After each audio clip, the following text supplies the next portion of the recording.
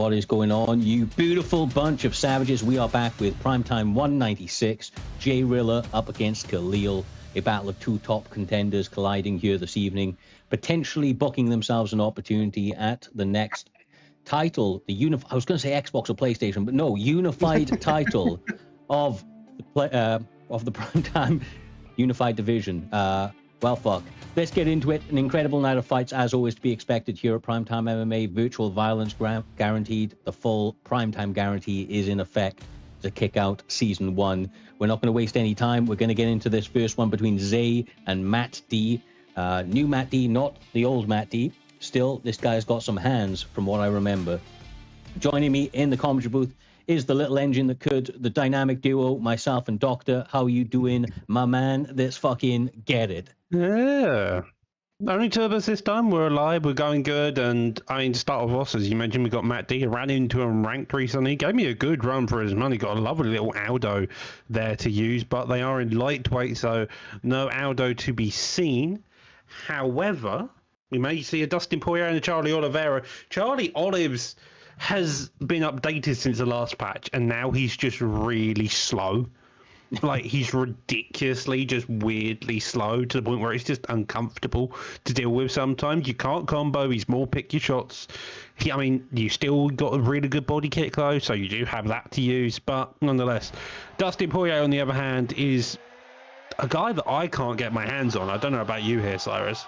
I don't mind him. I personally like a little bit of Charlie Olives in this weight class, even post-patch. He, I know he has some clean boxing combinations that come out nicely, a nice little roundhouse to the body, and obviously his grappling is next level, which is always nice in this weight class where people do want to sometimes take you down and, well, grind out a victory.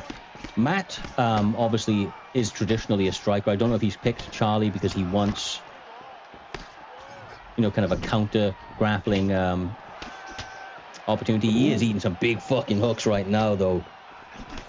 Yeah, I mean, so far, they're both of them landing some pretty good shots. I mean, Oliveira going straight down the middle, trying to establish a jab. The takedown already coming in. A lovely defense, and we get back onto the feet. The shots Dustin has landed have been a few and far between, but they've been perfectly timed and doing some really big damage. The animations that Dustin has kind of gives way to those power shots, and it really means if you can land a big counter, you're going to have success as Dustin Poirier pushes the pace here. I need to interrupt him, try to get some big vulnerability moments if he can. Nice single leg entry, does not get it. Nice takedown defense for Dustin right there, as he tries to work to the body a little bit more. If you can sneakily add up the body damage, it doesn't take too long. By end of round 1, as long as you can kind of commit into it, you can really destroy that thing. It's a little bit of an easier target than the head as well, which is much more easy to move. Kind of overwhelming him right now, Doc. Oh, yeah, I mean, those two body hooks, that rear hook as well, looks kind of like an overhand. Difficult to tell if it's going to go high or low on occasion. Oliveira taking the safest option, blocking and parrying on the head size. Love to see a couple more straights come out, trying just to interrupt the strike, maybe fire that rear body kick, landing on the opening side as well. I mean, if needed, a calf kick can do some beautiful interrupting shots, but a lovely defensive takedown as a hip toss there lands Poirier into top position here. Yeah, obviously, you know, it is the guy behind the sticks, but Charlie Olives has so many offensive tools in these positions. Got to be careful. Nice defense right there. Able to retain the position. That up is still very hard to deny, especially when you've got a bit of GA going in your favor. See what he's able to do with it now. If he can get back into full guard, then that's going to be dangerous. But no, nice posture up. Being very calm and calculated at the moment is Dustin. Really showing some veteran savvy as reps. I can never say the guy's name, but you know who I'm talking about. Yeah, really looking good so far. He's looking very, very calculated in his approach, both on the feet and on the ground, as he decides to separate after getting put into full guard. Yeah, although separated, went back instantly to reducing that distance between the two of them. The bodywork, as you can tell, is doing wonders. The Poiriers, the jabber straights are doing a similar job for here, Oliveira. It's just about trying to I really think the lead uppercut may not be the plan here, and instead maybe try to use winding your hooks a bit more, just because the way Dustin is moving his head to the side, he's kind of set up for getting a counter on the hook. 7 to 23 significant strikes here, though. Definitely needs to beat Dustin as a favourite, pushing the pace, being the more aggressive, even landing the bigger shots, with Oliveira starting out early. So nice little comeback there from Rep as we come into the second round here. We will see. Obviously, a lot to play for right now. Early in the season, you do not want to be dropping, many losses at all at this stage. It does not take too many to really kind of put yourself at the top of the division and start to stake a claim at the championship gold. Right now, Rep's looking so goddamn good, but is eating some shots. You got to remember, Charlie Olives has some power in those hands of his own. Just like that, he layers out a combination. But he's eating it all on his block, and that block is not going to last very long, dog, if he keeps allowing Dustin to kind of have free reign of combinations inside. Yeah, I mean, it's that one big shot Rep keeps going to, jab, jab, and then that rear hook is his main power shot here. I mean, if you can figure out a counter to that, that's going to be a big one. But the timing, he's kind of timing it off as he gets a KO. Lovely job there by Rep. Yeah, man, Rep really did not take his foot off the gas from the very beginning. Charlie Olives came out a little bit strong. He took a second, picked his shot, started getting his head movement down, and then just poured on the pressure. Even on the ground, he looked very cool and calculated. Did not seem too kind of concerned about the danger that Charlie Olives posed there outside of that guard position. Half guard side control, full control. When he got into guard, he poshed up, got out of there, and then went back to work on the feet, ultimately setting up that victory with a lovely little counter and kind of flurry of combinations as Charlie was on his way to the ground. Very nice. Rush MMA saying, and he's dead. Not far from it. Not far from it, my man. Not far from it at all. Great work. Very quickly entering tonight's card. Getting us on to the next one. Was a little bit quicker than I anticipated, I can't lie. So Rush Milkman is up next. Funnily enough, talking about Rush, he's in the chat right now, and he is going to be going up against Tim Coldwinter, new staff member here at PrimeTime MMA, a guy that had a standout performance in the exhibition cards, but he got a massive victory over the one and only Trixie. Obviously, this is a guy to watch, is Tim Coldwinter, and the same can be said about Milkman, who was in the past in UFC 5. Obviously, haven't seen him too much in UFC 6. We're only just getting started, but in UFC 5, he put together some really nice consecutive wins, mostly in the striking domain. He's got some very clean and technical striking. At least that's what he's shown us so far. We'll see if that's what he's bringing to the table here this evening, or if he plans to take this fight in a different direction up against somebody like Tim Coldwinter. Yeah, I mean, by the looks of it though, but we're going to end up with Sandhagen being used by Milkman. Is a lovely good pick. To be fair, there's a few other kickboxers. Sandhagen the most standout outside of someone like O'Malley, using that to compete with the likes of Yan. Trying to get that distance is going to be the main thing.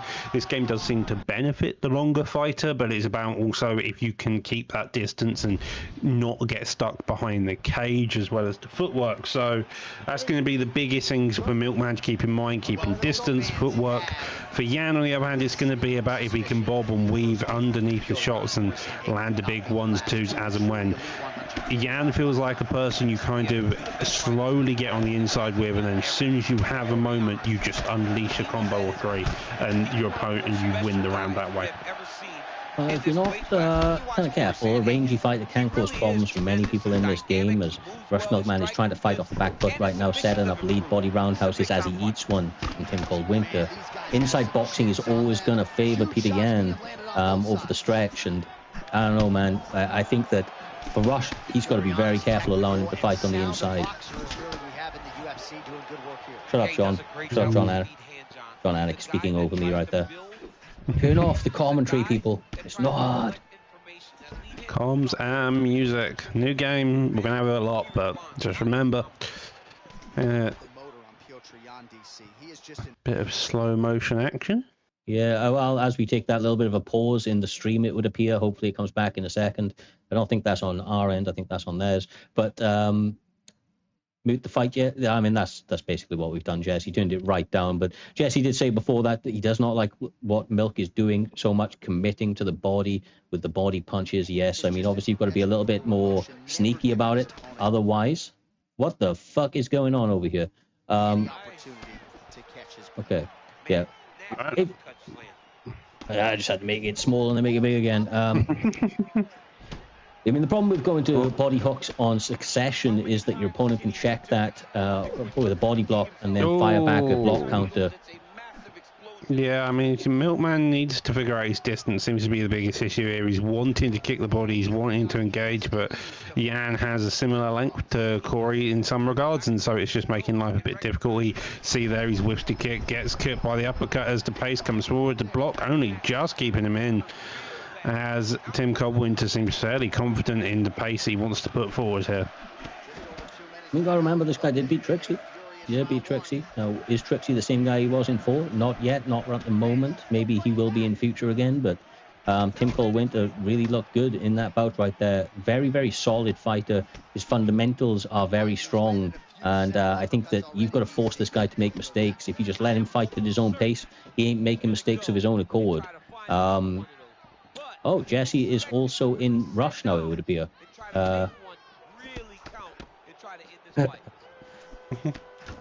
Spooksurp says, when's the Beard vs. Hair matchup against J Dime? Anytime he is ready, my man. Anytime he is ready. Not on UFC 6. He'll kick my ass on UFC 6. And talking about kicking ass, Rush Milkman sits him down with a combination. Beautiful 1-2 leading into a hook. Feints out the bow for a second.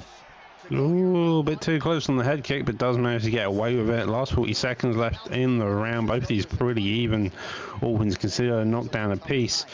Sandhagen just needs to figure out his range a bit more. He's having the big difficulty there. Lovely straight catches him, but again, it's stuff like that. It's big. Oh, lovely though. Honestly, with some of the things that Milkman's doing right now, it would lead me to believe that Tim Coldwinter is going to start to run away with this. And every time I'm about to say that, Tim gets rocked by something mad. And I don't know what Rush is doing. I don't know if he's tapped into, some sort of alternate powers or whatever else, but he's got clear power in those hands right now. For sure. I mean, that round manages to get stolen with the knockdown by Milkman as well. So it's a good one. Another 2 rounds to go. As you mentioned, it's Tim. Looks like he's running away a bit on occasion. You've got to be so careful with someone like Peter Yan, 100 block, a punch power, the really tight, aggressive boxing that he has is such a counter to someone like Sandhagen. The Milkman needs to keep everything in check, not get too aggressive, not get too loose and lenient, and throw wild shots like we saw earlier. Well, right now, he's like, for my money, there it is, right? Tim is doing so much better on the front foot, and Rush Milkman is backing up, and he's just trying to chamber combinations, a lot of them stemming from that straight. He's trying to walk him onto something big, and he's got him a couple of times, but Tim has got to be smart enough to acknowledge that and recognize that's what he's doing. Like that, every single time he enters the pocket, he plants, quick little combination, straight lead upper, continues it with a couple of varying combinations after that, but no Jay Fine here this evening, Matrix. No, it is, what is it, July 4th? Yeah, he's celebrating, bro. He's celebrating, got fireworks and shit.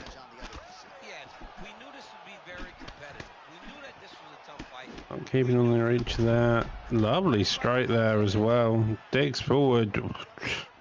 Only just keeping himself in the fight there, it feels like, by Ian. Head held fairly even, if anything, actually going into the favour of Sandhagen. Not for much longer as he just gets a head kick pulled. Knockdown coming soon after. Now Ian being on the offensive here, trying to get a few more aggressive shots on the go.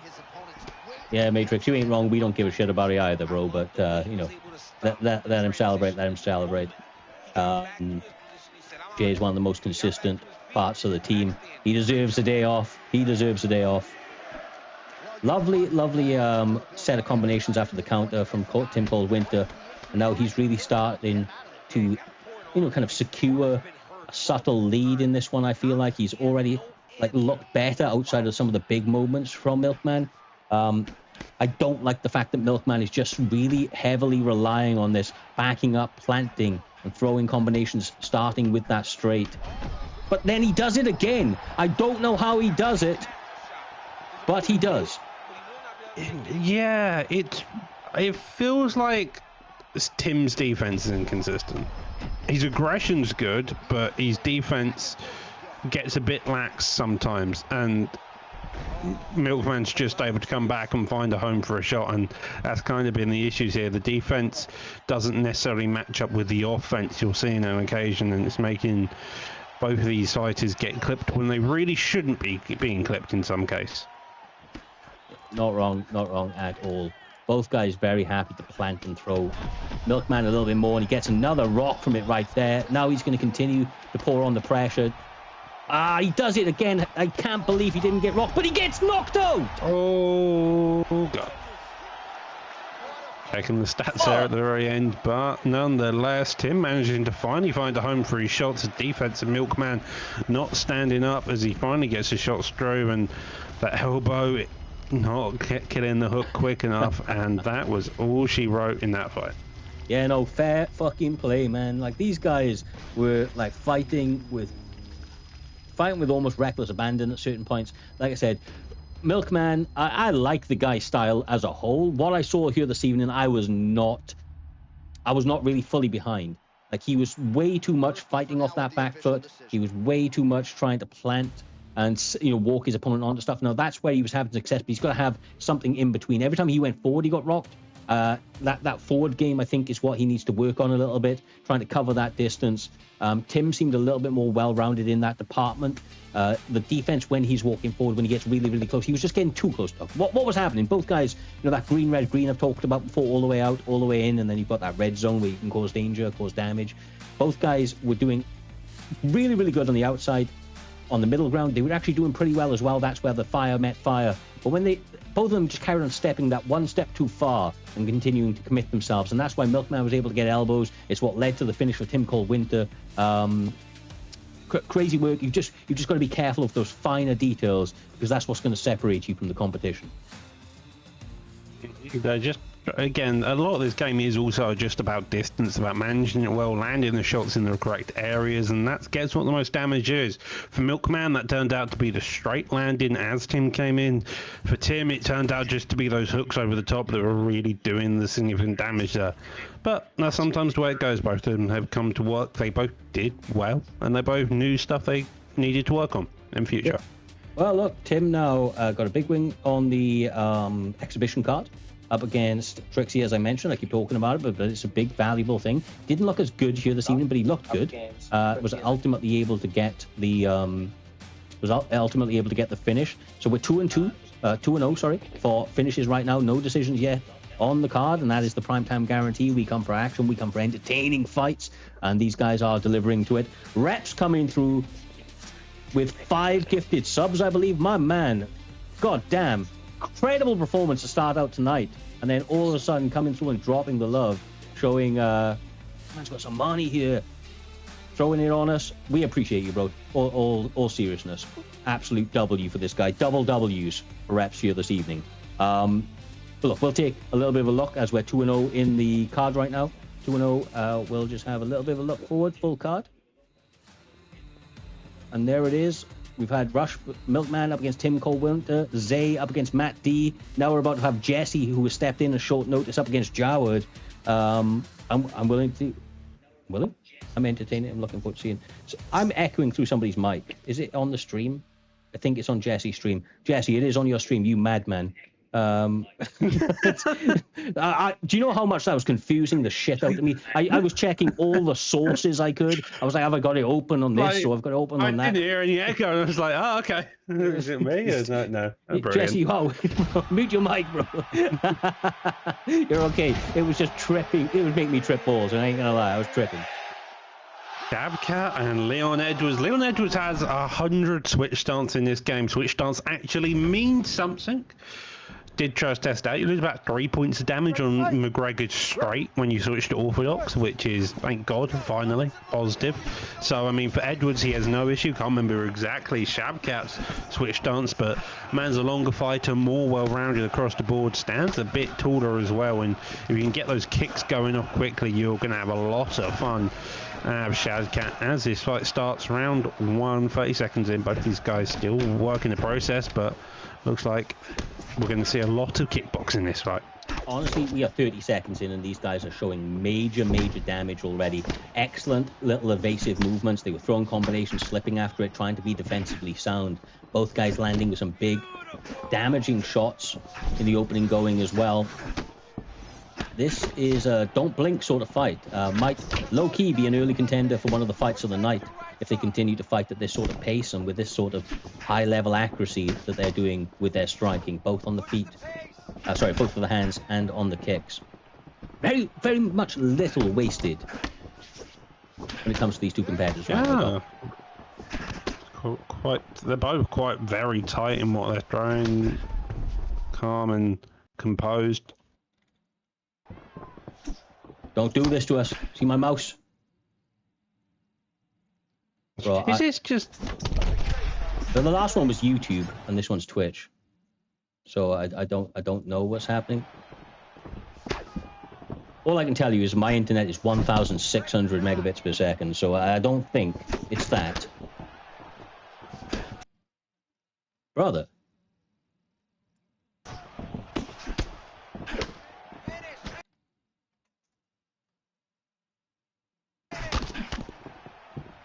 No, it's not just full screen. I actually think it's on their end.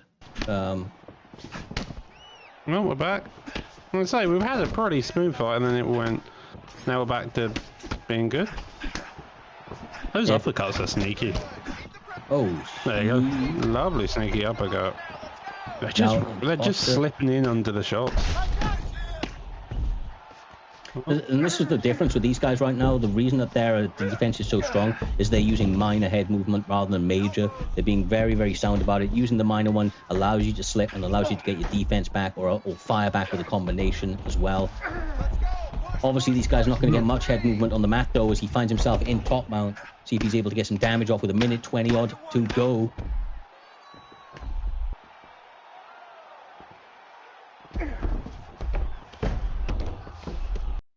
Are you talking about? Are we talking about my internet matrix? It's what I do for a living, bro. I sell internet. I sell TVs. I sell fucking phones, all that shit. So I better have the best of the best. I'm gonna refresh it.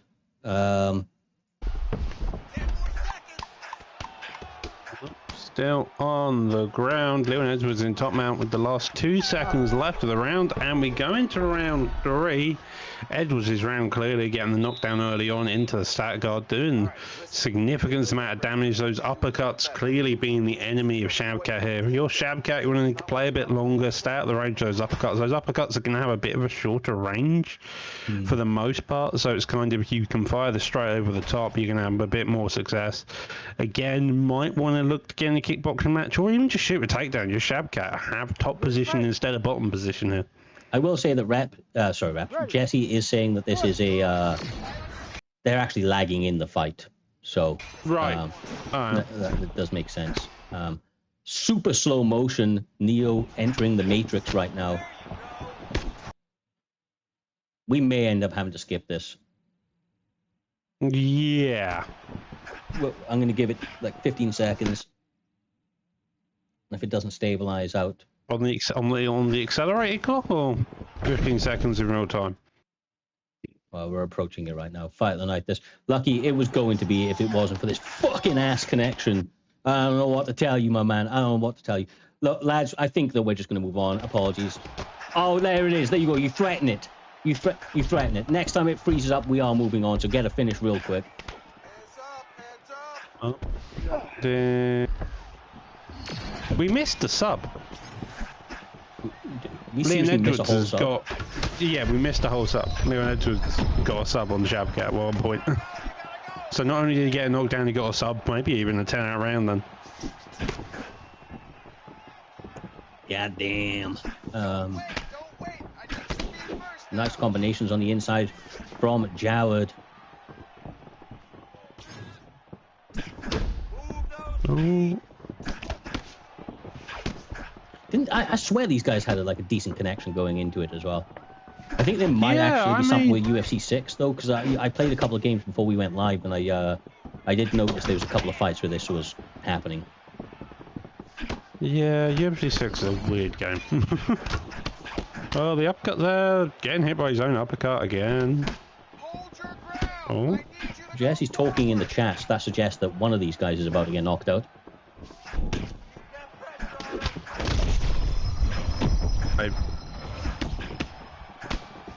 You can't be that delayed, surely. How are you typing? There it is. There it is. Dead body, stiff-armed. Getting that uppercut. That's really nice developed uppercut there by Jrilla, just sneaking in where it needed to be and landing the clean little performance with someone like Leon Edwards. Yeah, well, look, I wish I could say that was fun. It would have been fun, but something happened. Lucky, I don't know what you mean by, is it hardware acceleration? Are you talking about on the settings of this? No, it's not. Yeah, it's nothing to do with, honestly, it's nothing to do with me. That's all I can really tell you. Yeah, I've got low latency turned on, and that's about it.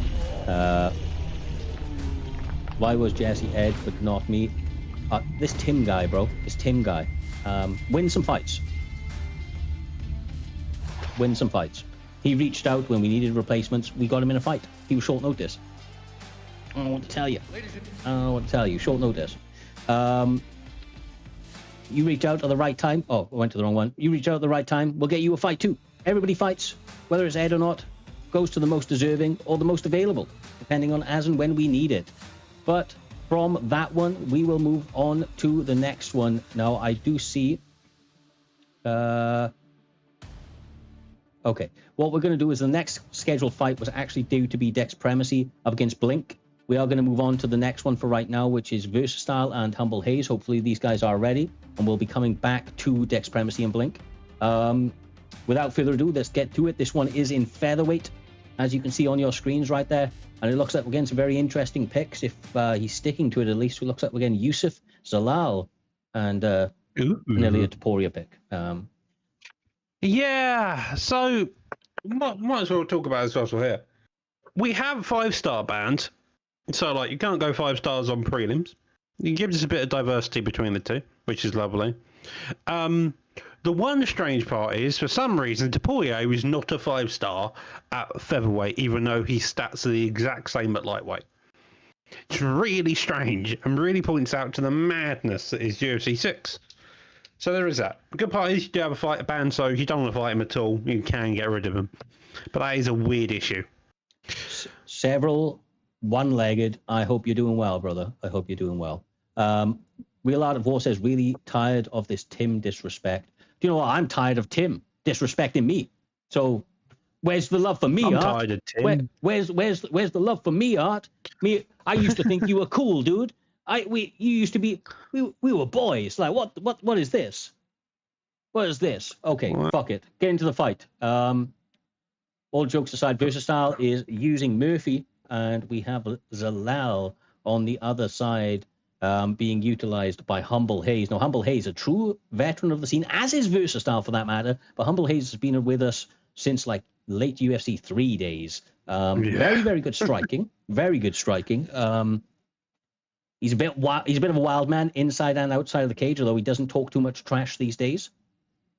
Tends to get his talking done in the cage. But with that being said, Versatile is getting his job done, and he is putting belt to ass right now, Doc, pouring on the pressure in true Versatile fashion. Yeah, well, the thing is, Leon Murphy is a bloody crack house. He's just so fast. His legs are quick, his hands are quick.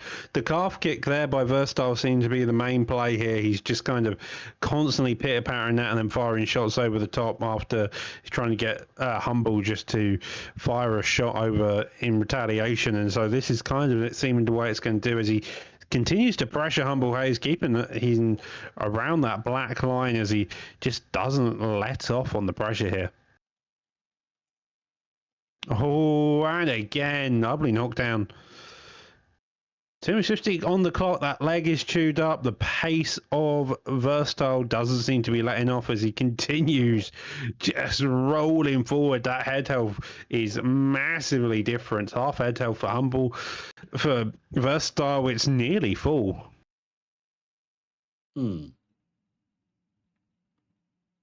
Versatile brings such a chaotic approach to this game. Nice head kick right there. It is chaos. And it's just lovely chaos to see as he continues going forward here.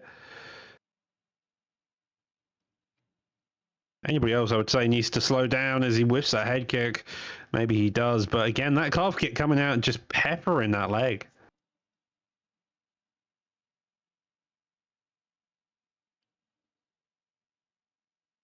Nice. Man, he is fucking on fire right now. That might be it. Jesus. Toe tag body bag.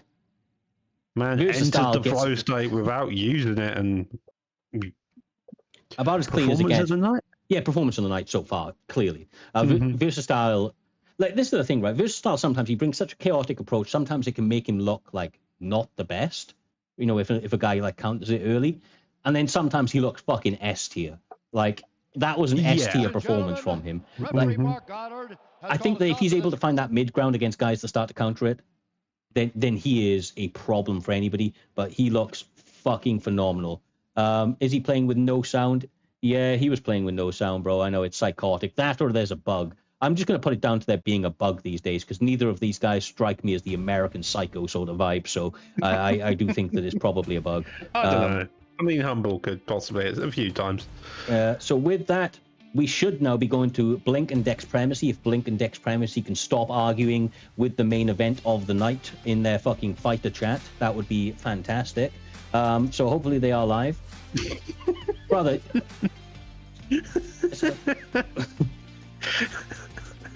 Absolute chaos happening in that chest. Let's hope these two are just ready up so they can fight each other. Dex he's having, I feel like he's having a really bad time in this game, and sometimes he's having really fun times. I think the teeps are driving up the wall. There's a few little shots that are just driving him mental. Blink, on the other hand, it's Blink. He loads up the game, he plays it. He's got some really good head movement and can strike. Now, the thing about Blink is he's notorious for trying to ego his opponent, so you do have to be somewhat careful there. Because for Blink, he'll either beat you to death and taunt you to hell, or he will just end up in a brawl and a half and lose. So let's see which way it goes. Yeah. So look, with that, sorry, they had an advert, so I was keeping it here, but now they're in. Thankfully, the advert ended just as they were about to touch gloves. No, touch your gloves! Oh. Blink. Fake glove touched him into a head kick. Right. We've got Nazadim Imarov versus Robocop, and Blink's the one shooting a takedown, huh? What's going on? Okay, wild stuff happening already. Two strikers turned into takedown artists. Interesting to see. Gregory Rodriguez, Robocop, a man who's got so much punch power, it is mental. I'm sure he's a jiu-jitsu What is going on with Jits? Yeah, he is. He's a jiu-jitsu guy with 98 power, hooks like overhands, and yeah, it's just mental how much damage he can do. My one issue is with him is he does have no subs on the ground. No point in doing body knees. They don't do any damage right now. Yeah, zero. Don't throw them. Yeah, you can knee someone to the head with a body knee, and it does damage. Just not to the body. Lads, if I wasn't bald, shit like this would make me bald real quick. My cortisol levels are going through the roof. You might lose your beard. I don't have much of one to start with. Just trying to turn off anything that I could.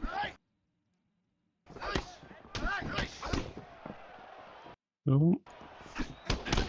It's not me, bro. It's not me.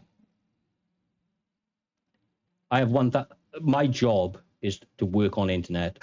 Before every event, I do a full diagnostic of my systems. Oh, only kick to the body there as well. Digs up to top again.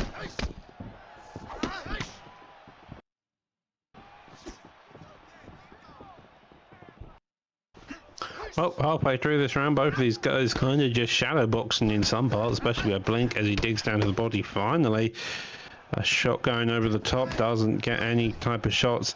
Dex doesn't need a lot of shots. He needs maybe one or two. There you go. Half his head health is already gone on that one big shot. That's the power of Robocop. He can just absolutely maul you if he can time it properly. Yeah. We shall see, my friend. We shall see how it goes. Nice entry on a single leg right there. I mean, we've had a couple of spars, and you've used him a few times. The power is sneaky. You can feel like you're miles ahead, and all of a sudden he'll send you to the land of wind and whispers. Yeah. Evil Dead Sponsored Burn. by E-Burn. Yeah.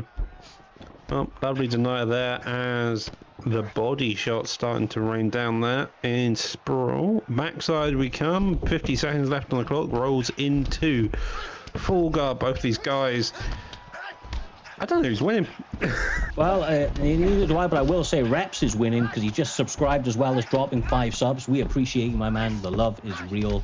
One of the true veterans and OGs of the community, showering us with love here this evening as we power through, let's say, technical difficulties, to say the least. Danoa, this is smooth enough. This is smooth enough. Right? I don't want to jinx it, but I don't believe in jinxes, so fuck it. This is smooth. Okay, bro? This is smooth. So I take a little drink of my tea before going into round 2. As a general reminder, 100 subs, you will see Cyber's oil his hair live on stream. I don't know why this is a goal, but it's a goal. You just said oil my hair. I don't have hair. That is the point. I'm going to oil the head, okay? And I don't know why people want to see it. I think you should be just toilet plunger. That you should just do it for the entire stream. Do you know what? Genuinely, I think that probably hurts. Yeah, I think that probably hurts. Okay. Yeah. Yeah, I don't know. Fuck it. Okay, these guys wanted to see it, or they said they did. We got pretty close one time. Reaper with the resub. Appreciate you, my man. God bless Primetime crew. You're part of that crew. God bless you, my man. What do I get for 200? What do you want, Prep? What do you want? If you get 200, you can ask for probably a decent goal at that point. Lovely takedown there by Dex. Dex is grappling. It's weird to see. I respect it. It's Blink. Fuck him. Why not? He's done it in the past, right? He has done it in the past, and also it is Blink. Fuck him. And yeah, the reality is Blink did fake glove touch him into a head kick to start out round 1. Yeah, this is fair. I mean, also, to be fair, Dex is playing Gregory Rodriguez, the slowest middleweight possibly known to man. Yeah, it's like a truck, but as Rep says, Dex is a grappler too, and no, absolutely he is. He's been striking for a good while now, but he does always have this in his back pocket. We've seen him do this a few times, mixing the grappling. I like it, man. I mean, I like the variation. I do like RoboCop. I wish he wasn't such a nightmare to you. I would just wish he has better subs. I think is generally the statement there, but yeah. Nonetheless. He's kind of got like big man jiu-jitsu that's like set up for ground and pound. He's got really like high level submissions for the ones he has, but he's got nothing in between. It's like, you know, the guys over in Vancouver decided. From Sprawl. Bro, I know. Like it's honestly, it's like the guys in Vancouver just went, nah, he's got a really good rear naked choke, but does he have anything else other than power in his hands, which he's trying to lay on the face of Blink right now. It's a bit like Volkanovski, isn't it, where he just doesn't have a half guard arm triangle. Well, Dex slowly finding his timing with Gregory Rodriguez here as he tries to drive a really slow body kick. I mean, Blink is gassing out. That's the big part here. And depending on how round 1 went, I feel like this round's gone more into the favour of RoboCop. Blink's having some difficulty as he's now starting to finally find his shots. But again, one big counter and you're just suddenly down around. It is that kind of fight here for Blink. Oh, nice elbow. Oh.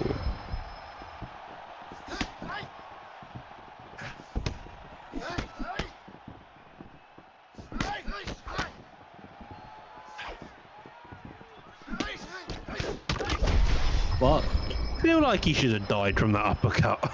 Yeah, I mean, the power of RoboCop would make you think he would, but the good thing about Gregory as well is he is very durable. He's very, very durable. Like, he can take a bit of a beating, so he can hang in there, and the power is the last thing to go. He might get slower as the fight goes on, as the stamina starts to wane. but I mean, that it's power, really slow as shit. yeah, I was gonna say that it wasn't there exactly already, but the power does not go. So we will see.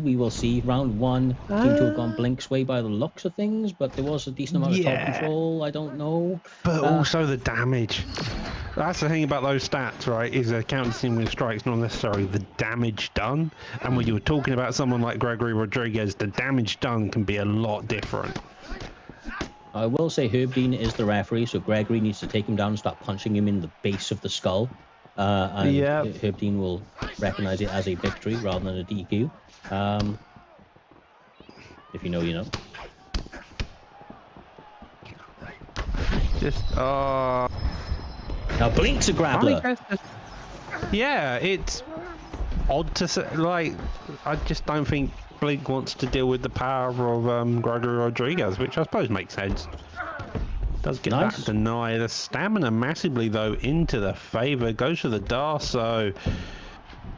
This position, you can get a momentum transition into back flat. Does so, yeah. Rolls over into half guard. Does get denied. Nice. Thing on the ground is you've got to be careful with your blink because your stam's just lower in general. Lovely reversal. Faking side control, maybe in a prudent eye might have been, as some body shots decide it wants to shake the screen. Goes into half guard again. Full GA. How I would believe there was a GA advantage, and the stamina advantage makes a big difference. Considering the fact that Gregory is much better on the mat than a Mavov, as far as I'm aware, statistically.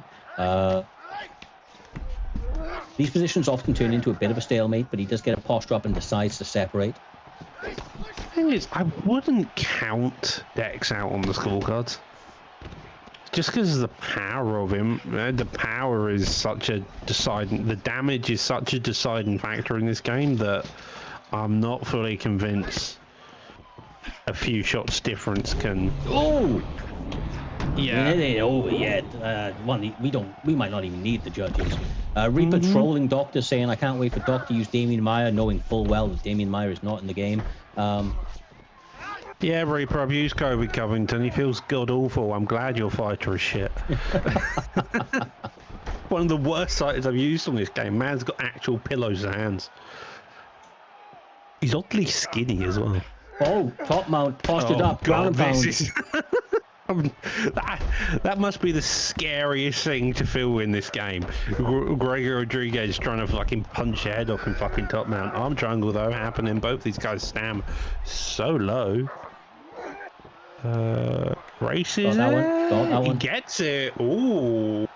Nice work. Now this has got fun as we enter the last 15 seconds. It's going to probably be down to round one, which I don't think we could have scored. Looking at the stats, it was a split between the two. The damage of Gregory Rodriguez, though, lands, finishes with a head kick as we go to the judges' scorecards.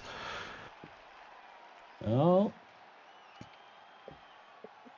We shall see. We shall see. It was a good ass fight. It was a good fight. All three judges scored this contest 29-20. Declaring the winner by unanimous decision 29-28.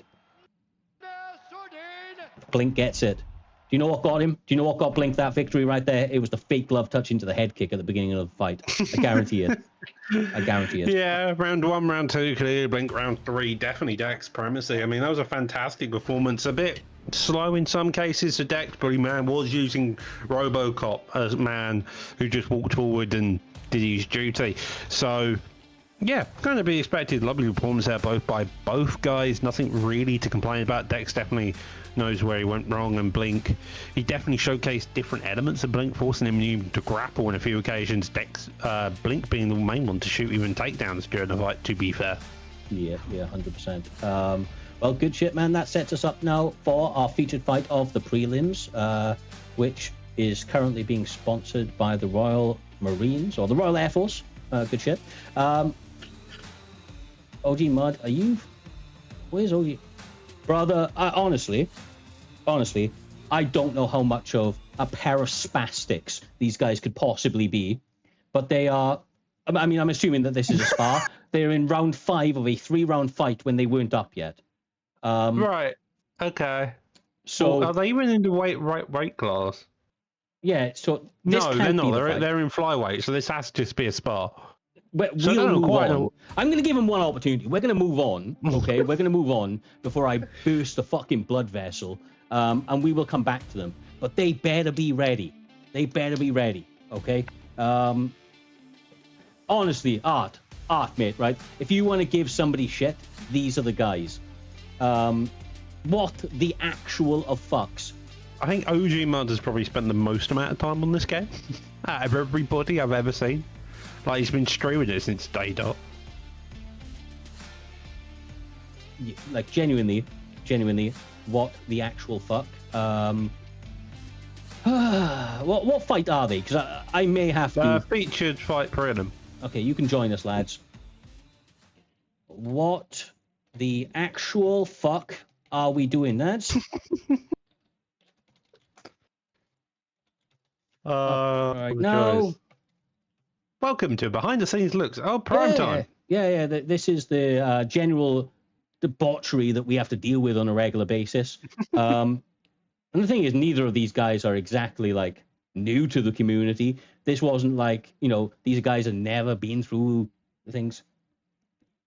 Eagle, I'm sure you're about to fight in a moment, mate. Yeah, Eagle, you're literally about to fight Viper on the main card at light heavyweight. Not even the right weight class, mate. It's flyweight.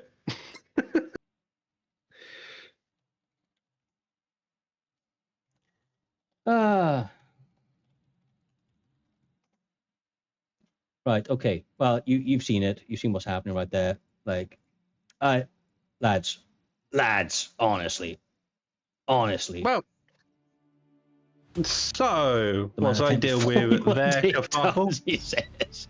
Oh, fuck. All right, well, we'll see if the next one is up, which I'm assuming he is because he was in the chat. But we have Eagle MMA, absolute OG of the community. Love this dude. I think he's a great guy. Going up against Viper Viper KO TTV, who is not live. This is fantastic, lads. I seen him come online a moment ago. But I did not see him actually put his stream up, which is fantastic. So I tell you what we'll do, lads, because I think this is probably the best thing. I think it's because Eagle's streaming now instead. Okay, and I don't have the link then. In that case, there you go. Thank you very much. Okay, that stops a fucking brain aneurysm. If you're gonna change your link, at one of us, for God's sake. Okay, let's get to it. Eagle MMA up against Viper KO TTV. You can call him Viper from here on out. Okay. So, DC versus Alex Pereira. First one on the main card. Two 5-star fighters are being used. God help us all. Bit of a height difference here. Vipers, yeah, I can see the Alex Pereira. Yeah. Typical striker versus grappler matchup. Viper being kind of a bastard on this game, to be fair, from my experience. Quite aggressive, quite good in terms of his pressure boxing. Eagle, I've yet to have the opportunity to fight, from what I remember back in UFC 5. Grappler with a lot of striking. As you already see, Alex Pereira digging down to the body. Okay. Viper just stood there. Yeah. But this is the thing, man. For those that don't know, Eagle is so fucking good on the ground. And if I was him, I'd be taking him down as well. Don't forget you can elbow to the body.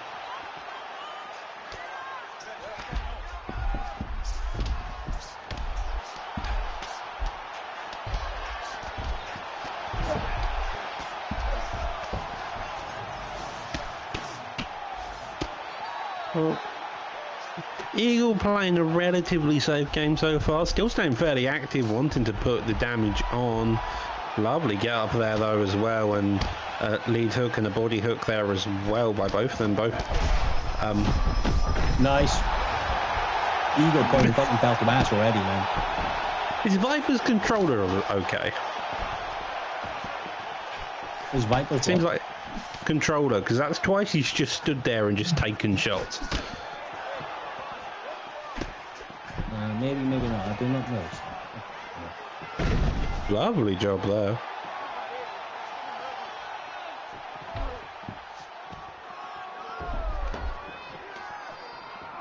Tonight the posture up, gets back straight back up, tries to disengage, does manage to. 2 minutes 20 on the clock, that goes on the clinch, gets one uppercut, and again Alex Pereira just walking forward, put the pressure on, but DC here just having a lot of success. Lovely. Beautiful.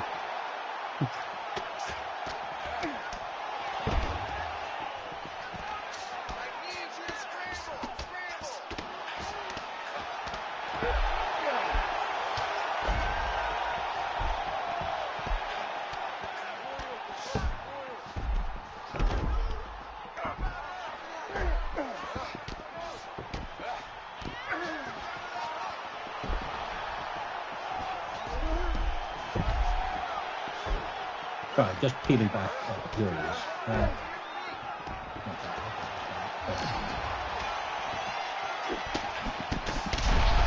Oh, lovely aggression.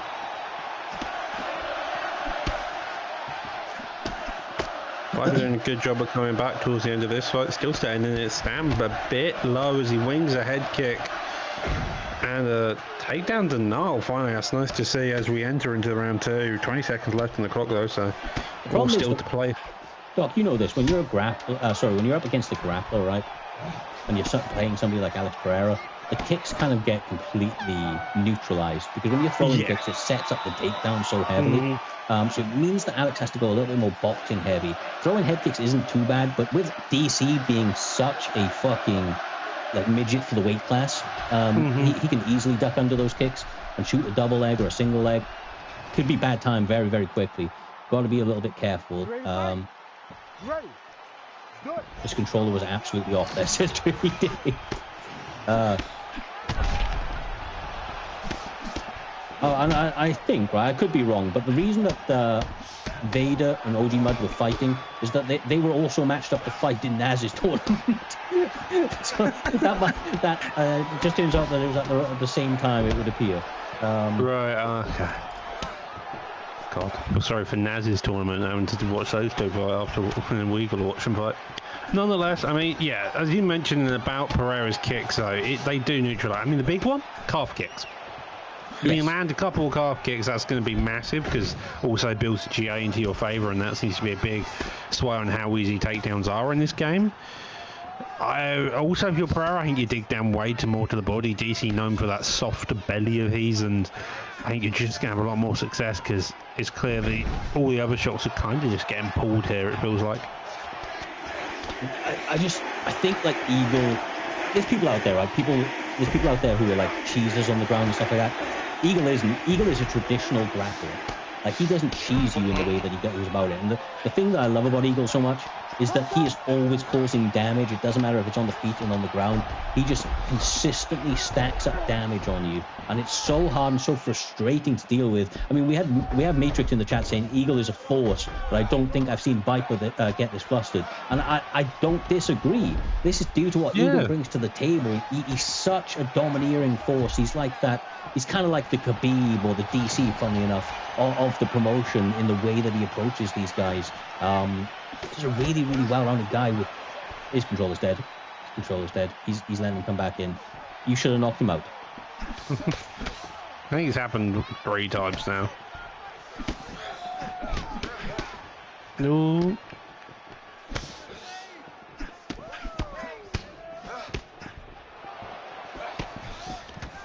Yeah, I mean, going back to Eagle Jrilla, he is just a force. Lovely takedown there, though, big. For Pereira, though, the gas tank, a different story. That is small and getting smaller by the moment. The power of Alex Pereira coming out slower and slower as the hook comes in. Body shot there, overhand lands up top. I don't know how he didn't die. No, I mean, neither.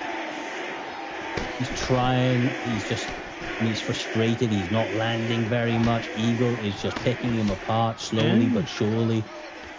And I will just take this opportunity to say that Reaper says that Doc is the master of slander and he loves you. Reps, I can't say everything that you've said there, but that was both a lot of love and a lot of hate in one message, my friend. So much hate always. No, I mean, so far, though, Eagle putting on the performance of the night. We saw one earlier in in Versatile story, but this time around, Eagle's just pushing forward non-stop, doing some really good damage here.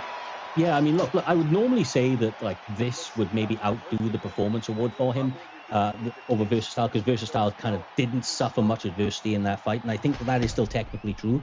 But I've got to take into consideration both what Versatile, or who Versatile was fighting. I do rate Humble Hayes very highly. The fact he was able to do that with little resistance speaks volumes to the way that Versatile was kind of fighting tonight, the form that he was in. But similarly, the same can be said about Eagle, because Viper is no slouch. He's very calm and calculated over the course, and he is frustrating this man to no end right now.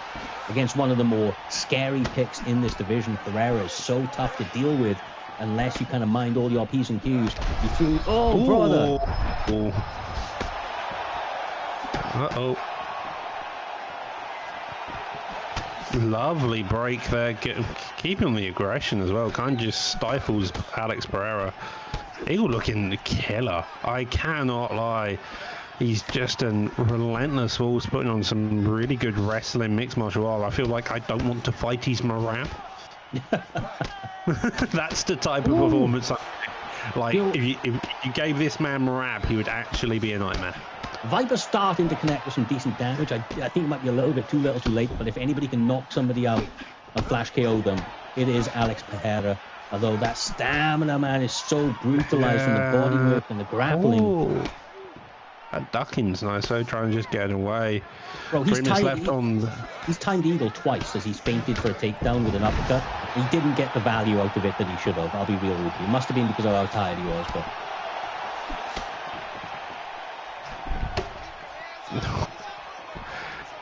Lovely defense. Can't even complain about that by Viper as he continues here.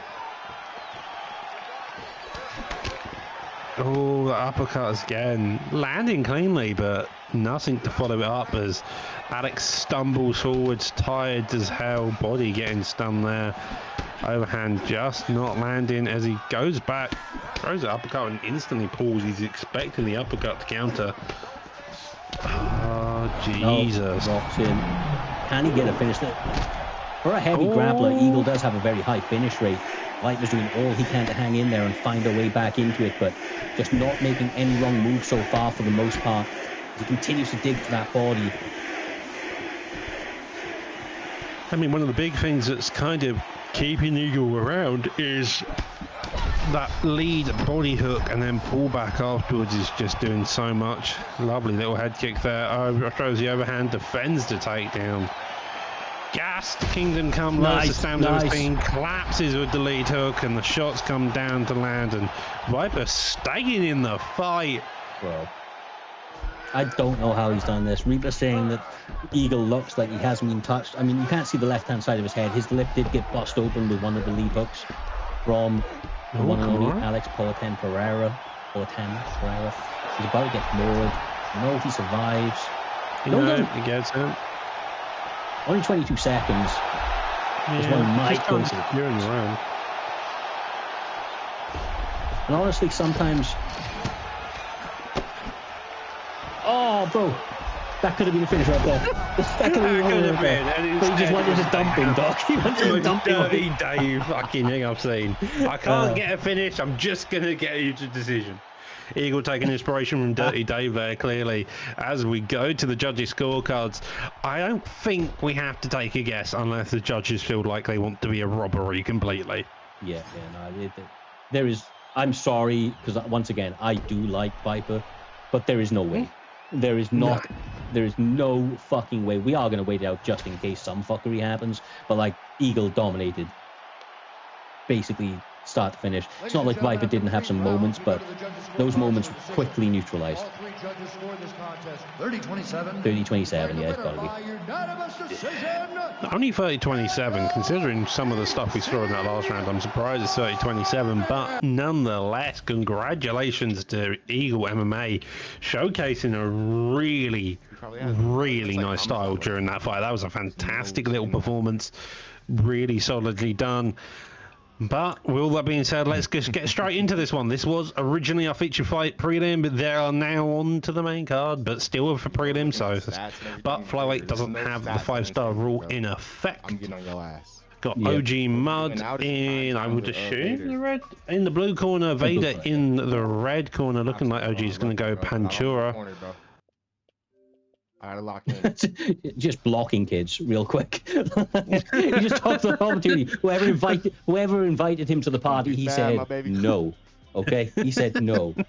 No, not just now, but forever. And he blocked you. All right, let's go. Let's get it. OG Mud using Alexandra Pantoja, and we got Joshua Van, the man with the hands, current champ. Green light, go. Yeah, only go, champ because he basically just slammed Pantoja so hard down that he broke his arm. Look, by hook or by crook, he's got that belt. Okay, dog, by hook or by crook. Yeah, not a bad fight to be fair. But nonetheless, let's see those two rematch. Maybe we'll get to see it this time as Vader needs to click the ready up button, please. Yeah, like, honestly, I may reach through the screen. I may reach through the screen and throttle Vader.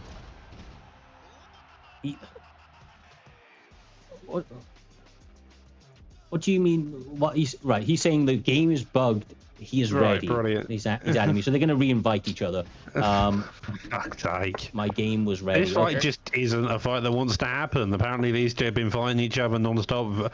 Vader saying that he beats Mud easily, but like, this is clearly scared to show it off in some regards. I had heard rumors that Vader was scared to fight OG Mud. That's what I heard. I heard he was shaking in his boots. When I first put this fight together, I had an app from I'm definitely about to sub him. Vader saying I played this guy last week, Adesanya versus DDP, and beat him easily. Give me someone good. So it's like, depends. If he manages to beat OG, maybe he does get someone. Talking the talk and, going out there and performing. They're two different things. They're two different things, Doctor. Like, just all I'm saying is.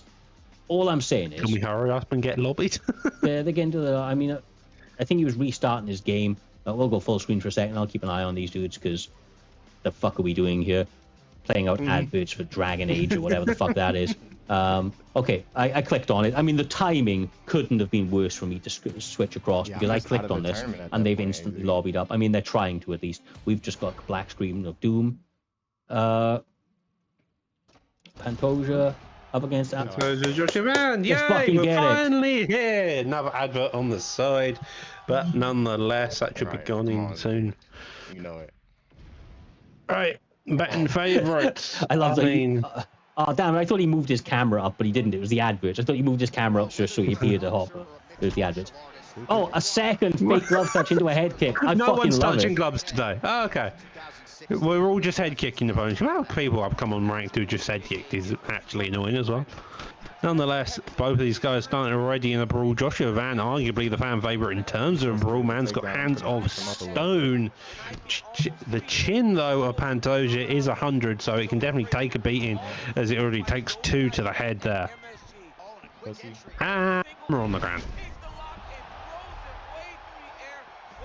Vader originally starting out as a grappler way back when in UFC 5, so not as scared of the ground game. OG, though, a man been around since UFC 3 as a grappler. Some say cheesy in regards, but has been notorious in all forms since that time, so definitely outweighs Vader in terms of longevity as a veteran. But will Vader's new blood be able to beat him here tonight?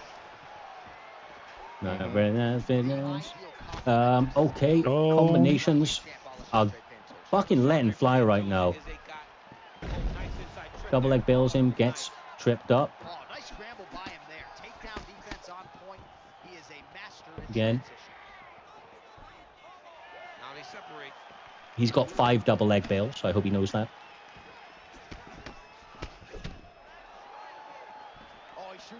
He's committing to this takedown. OG Mud does love the takedowns.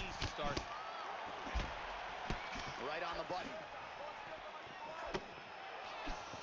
Well, he didn't see 30 Days Not says. over the top. 30 Days says everybody is so desperate for wins on the prelims. I mean, these guys are technically on the main card, but no, I know your Yeah. point. I know your point. These guys, look, you've got to be hungry for the wins, Dave. You've got to be hungry for them. You gonna rob me in a tournament game? Come here. There's Slamming down onto his blood back in the water. does OG Mud go. There's blood in the water. OG Denied. Mud is saying, I can smell me that. blood in the water. Quite literally, that is what he is saying. Takes him into the armbar position. This should be I knew that was the fake. relatively easy submission for him. Oh no, he's got lower stamina, man. He's about to fuck it. Where you going? Where you going? Oh, I don't even know what I just saw. The weirdest animation. That was a weird animation. I was trying to work out if someone had a reversal or someone was doing that. Gets denied again. That back's in place. Just looks like OG Mud's happy to sit here and hug. Well, you cannot criticize this. I know that this is how you fight. I know this is how you Hey, I fight. can criticize it when I'm watching it on PT and not actually fighting. I am mad at it, bro. He's trying to go for submissions. It's not like he's doing sitting good. there. Yeah, he's genuinely Gets not. denied. He does about nearly gets the RNC, but Vader managing to stay on top of his game. End of round one, close across the board. OG Mud, I've just realised he's wearing some form of knockoff balaclava. What do you mean a knockoff Man's got- balaclava? It's a normal balaclava, bro. Don't look What too do you good on mean? that stool, Vader. Well, I'll be honest, if I think of a balaclava, I think of those really comedic ones. Like the ones that Robert wears, which is knitted over the top, 2 eye holes in front of them, and that's it. Yeah, that's a you problem. Okay, that's a you problem. I've literally got an entire bag of those exact balaclavas over there. Man goes on his bike and steals random old No, women's I don't trolleys. steal things. Okay, it's just needed when you're on a motorbike. It helps. Twitch Oh, for Turbo, fuck's get all sake. of the streams. Go ad free with Twitch Turbo, people. You heard it here first. Right, brilliant, fantastic. On to the following round so far. Not a lot of damage actually into the favour. I mean, the chin of Joshua Van's hurt a tiny bit more. Both of these guys still fairly fresh outside of the stam. As I say that though, Pantoja just gets met with a 4-piece combo to the chin. That's one of the weirdest bugs in the game right now is when you're mid-combination, your guy just fucking ice skates backwards. Yeah, honestly. This game is such weird bugs to do with distance. When the game is so distance-based, it is genuinely a weird thing to do. Oh, check hook into a right hook. Lovely. And toss. He gets the takedown as well from the hip top. Yeah, beautiful work. 3 minutes 45 to work after a knockdown as well. After a rock, sorry. This is big for him if he's able to make this work. But a nice defense from Vader to keep it back on the feet after working his way back to that position. Vader's got really active striking. He will clinch the fuck up if he needs to as well, but looks like he's getting beaten to the punch by OG Mud. I mean, it's weird to say that Vader thought he was not worth the time by OG Mud. OG Mud putting on a very competitive fight here. 3 minutes on the clock and he's still pushing forward, trying to get any real damage. But Pantoja having a lot more success here. Both of these guys being really aggressive. Big body work right there from Vader. As he continues to dig down 3 or 4 punches in a row. Easily evaded at the end of the combination right there from OG Mud, taking a big sidestep. Why have we activated flow state, OG? I mean, both guys have. Right, okay, fine.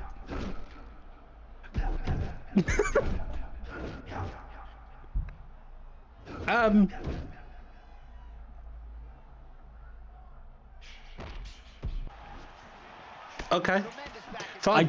Move along. Yeah, Lucky just said it, right? And I was thinking it. I don't know if that is. Well, okay, we've got 2 people Yeah. saying it. Is that a double KO, double DQ? Is that a double DQ? I think that we might just let it fly. It might be a double DQ. I mean, considering the rest of the stupidity of this fight, I feel like we just let it fly. But for future note, just don't, please. Otherwise, we will have to start giving out double DQs. We don't want to, because that's just silly. But they both flow stated at the same time. You want to ruin their Saturdays? Dumb and Dumber. Yeah. Yeah. I mean, out of all the people to be dumber and dumber, Vader and OG Mud are definitely up there as dumber I don't and know what dumber. all the hate is. I don't mind these guys. All right. I don't know. I don't know why they both popped their flow state, but I don't mind these guys. I will say I like the color setup that he's got for this ugly ass UI that we have from UFC. Yeah, I think it's one of the colorblind settings. Yeah, colorblind settings. It's actually really nice. Like I was looking at it a while back, and it was just made the green darker and look better. It doesn't actually do that much. You know, I haven't actually checked. Is this 3 rounds? I hope so. Now that you think about it, I think it is. Yeah, I hope it is. Well, if not, this I could just get fucking scrubbed onto records at this point. They're both DQ'd. Well, I think so far. I think so far, OG Mud is winning. I ain't gonna lie. The funny thing is that round was pretty solid. If Blink didn't pop his, then low ankle pick. they would have been a DQ. Would have been a straight up DQ. Real goober. Round 3. Right. Matrix, literally both of them popped their fucking flow state at the same time. We don't have many rules. Not using flow state right now because of how kind of busted it is one of them. But they both popped it, so I'm in the camp of just letting it fly this once. But Lucky and Reaper both hate these dudes, and as a result, they are calling for a double DQ. I mean, there is a level of stupidity to just like.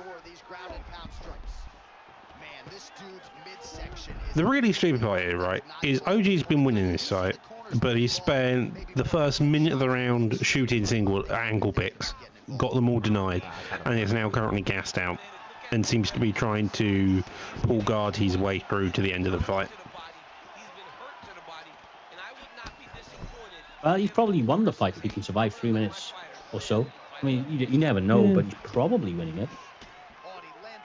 Continually dig into the body. Vader does have a stamina advantage, and he continues to try and build on that with a lot of body shots, man. Well, we're down on the ground.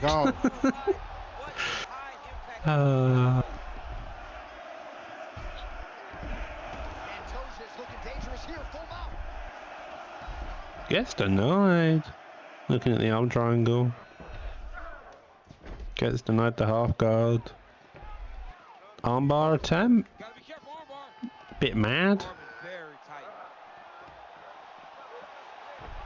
Yeah, it did seem a bit mad. Yeah. Come down here. 150. Come on. Come on. He's saying he's calling him back Come down. on. Yeah, well. To I ain't be mad at expected. it. I ain't mad at it. It's funny you say that, Wooly. Apparently, Ronaldo is an amazing tennis player. Like, if you stuck OG in a standing bang match, you might lose to a pigeon. Skyrish, there are a bunch of flow states that are just very much busted. I would point to Habib. I would put the feather step one. Volkanovskis. Yeah, Volkanovskis are actually manual. It's very, very like you can get a Habib who can posture up in full guard and get a finish from one popping of it. So we've currently just got it banned until they patch it. It's not like it's going to be banned forever unless they don't fix it ever, I suppose. But yeah, that's also true, Matrix. Oliveira can one shot with his subs. Although I feel like he should just be able to do that naturally. Yeah, it's Oliveira. I ain't mad at that one. I ain't mad at that one either. I think Mud got it. I mean, it's going to be really funny.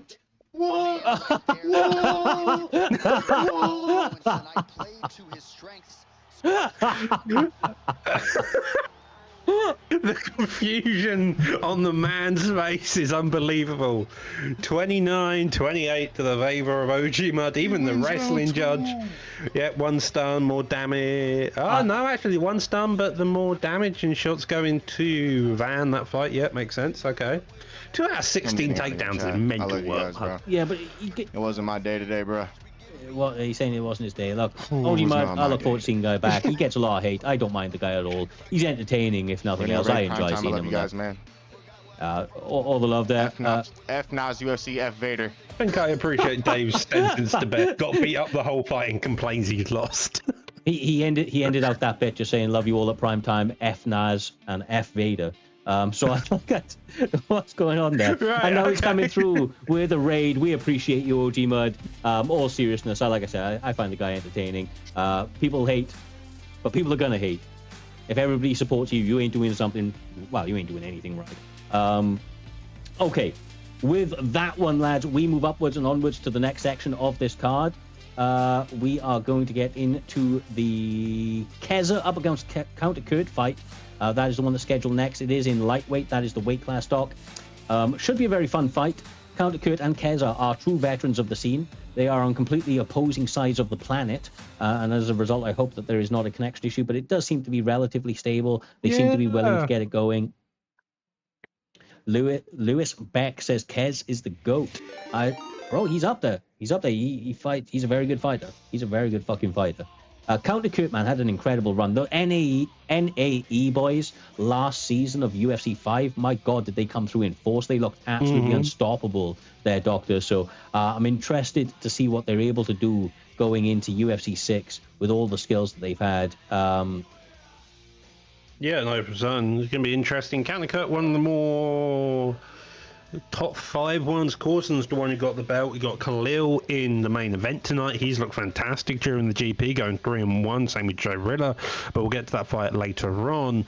Up here though, I mean, you got Keza looking really fucking good. He's just been really solid. Had a lot of success so far.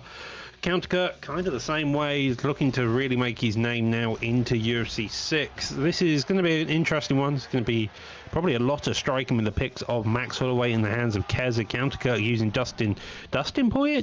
No, Poirier. There we go. I mean, this man's got some serious damage in his hand, so you do have to be careful here as well. All right, here we go. They touch them up. Don't do this to us. Don't do this. I don't want to miss this fight. Just let people know if this doesn't sort itself out real quick, we will just move the fuck on. But we know that this is going to be a high-level fight, and we do want to see it, so we will give it a couple of seconds. John, you got to stay focused. You got to be locked in.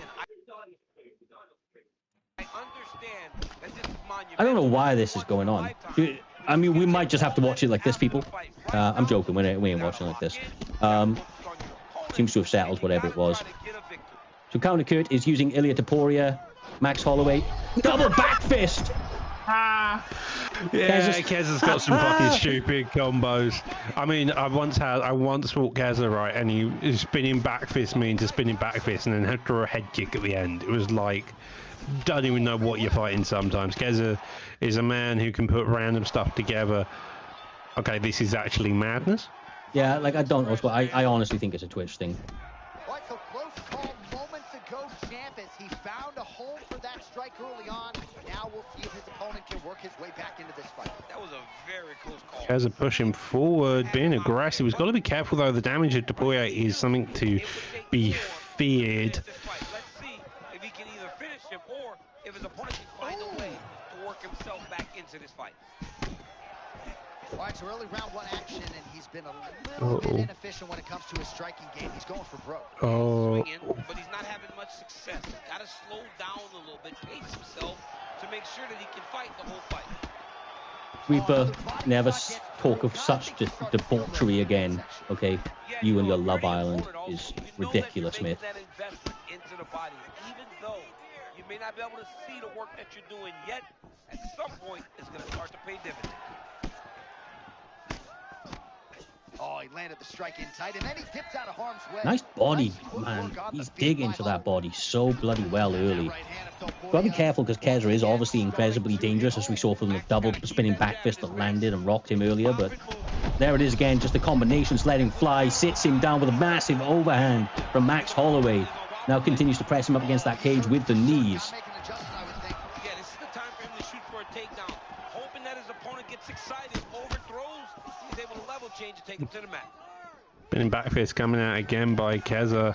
Continuing on the pace here. I mean, oh, nice.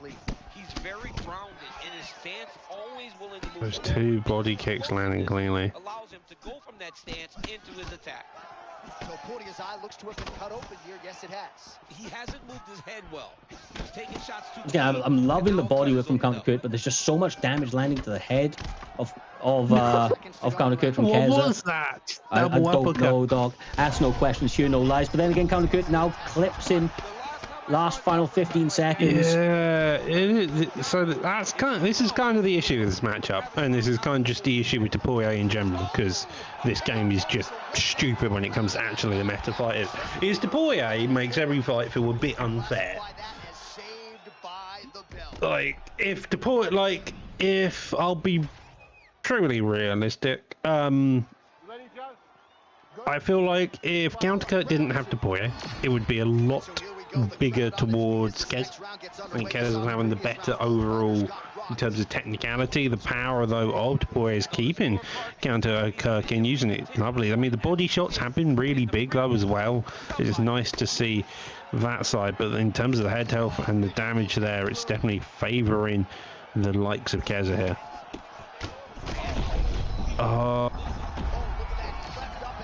As a knockdown comes, trying to get the KO, doesn't manage it just yet. Now we hit the ground.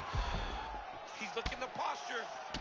Well, this fight's been pretty crazy thus far. Both guys going out a lot of damage, and neither seems to bother. Counter Kurt does have some great grappling as well. He does have a lot of time to work should he decide to stay here.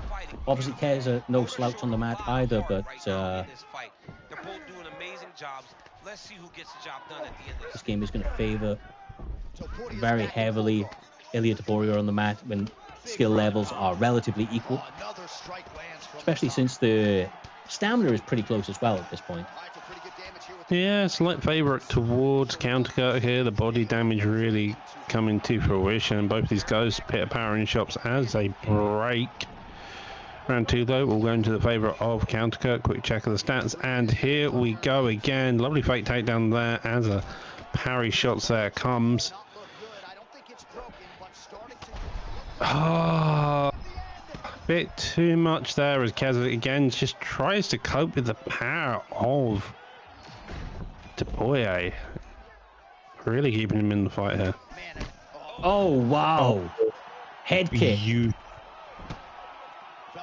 So clean, keeping him in the clinch right now, just waiting out position, then that stamina come back, firing out a couple of individual knees so he can maintain position. This is on Counter Kurt to move backwards, basically. That's the he wants the separation. Over and over. You gotta be careful here. You gotta move. Holloway just looked completely locked in from the moment he hit that tunnel tonight, and really all week. Oh, wow. Lovely, lovely read. Uh-oh. And Keza is a different beast on this game right now. He's always looked Only good, but just staying in the fight. Head health massively different now, kind of. I mean, the power to play evens it up. 45 seconds remain in the round. Boy, it's such a tricky fighter to deal with just because you can't get clipped once.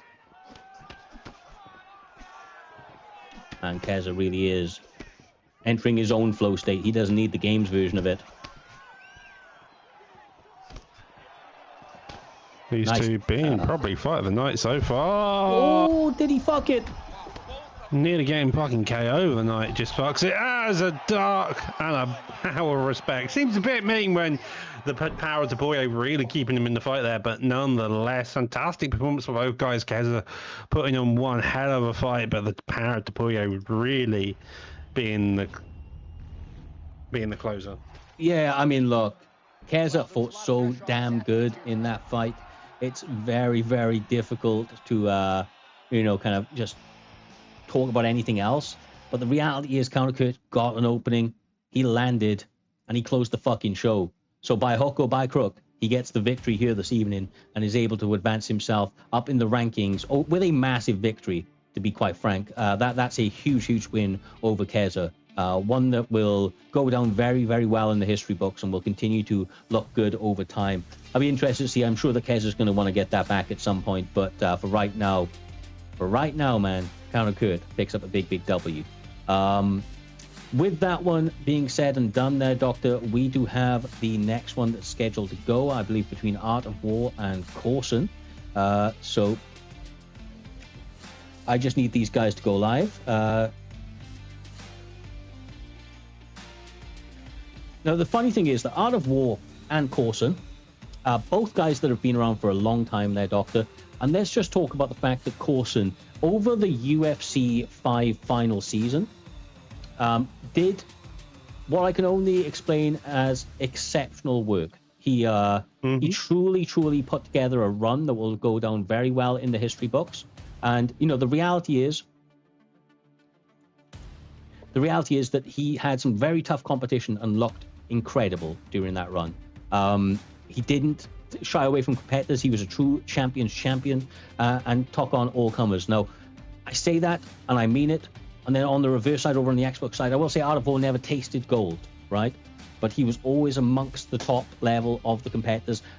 Forever was he in the top 5, top 3 of the division. And he gave everybody incredible tests. One of the greatest things about UFC 6 is that cross-platform capability. And now we're getting to see one of the best of the final seasons to do it of UFC 5 in Corson, representing NAE, going up against genuinely one of the most eternally top-level competitors of the Xbox side, because Art of War wasn't just at the top for Season 5, he was at the top of that division for season after season after season. He is a true competitor that I am very interested to see what he's able to do coming into this one. Without further ado, we don't have to wait any longer. There's a little issue with his stream. He's restarted it. We're going to get into it. Heavyweight is the weight class. I forgot that you put these guys in heavyweight. Kind of wild work. Cyril Gahn up against Tom Aspinall, I think, is the pick that we are going to get. Nice to see. Nonetheless, I mean, heavyweight's going to be a difficult one for both of these guys here because, again, it's a lot slower weight. I mean, Art of War, though, kind of, we've already seen a brawly type of fight. So I expect it nonetheless. Although, here we go. We've got Corson using Tom Aspinall, Art of War using Cyril Gahn, kind of that weird, odd fighter. Like, not really Art of War style, you must admit here. So it's going to be an interesting fight to see how this one goes. Yeah, as you mentioned, Reaper, they do move a lot better, which I think is probably why we're going to continue booking fights. If you've been paying attention to the unaired fights, we have been booking from bantam, from flyweight up to heavyweight. Saying here, where we also just saw a light heavyweight fight in Eagle versus Viper earlier on, just before the OG FUD, which was also at flyweight. So there's a lot of difference in the roster, but so far, though, Corson looking so far so good, picking his shots all at once and having the time and effectiveness here.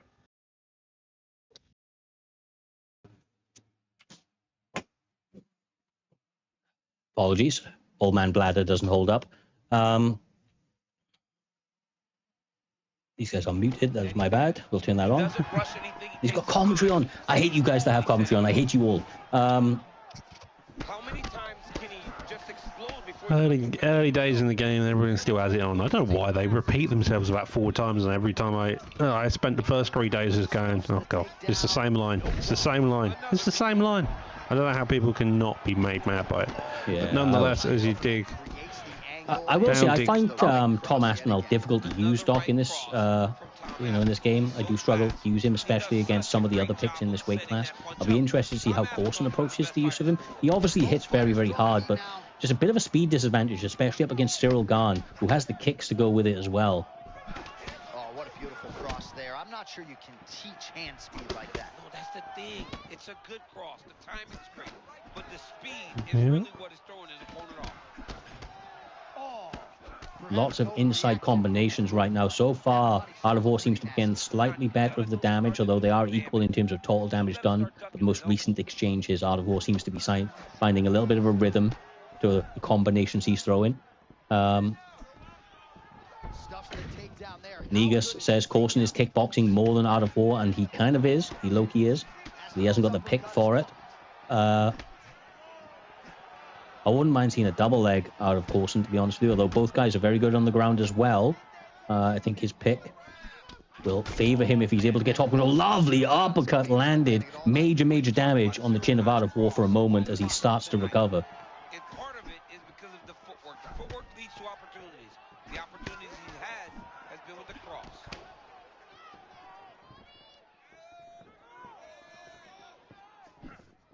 40 seconds left on the clock. Damage is kind of even either way. If anything, Art's slowly winning a bit into the stamina game. A few wild shots coming over the top by Aspinall, but so far so clear for both these guys. Final seconds of round one.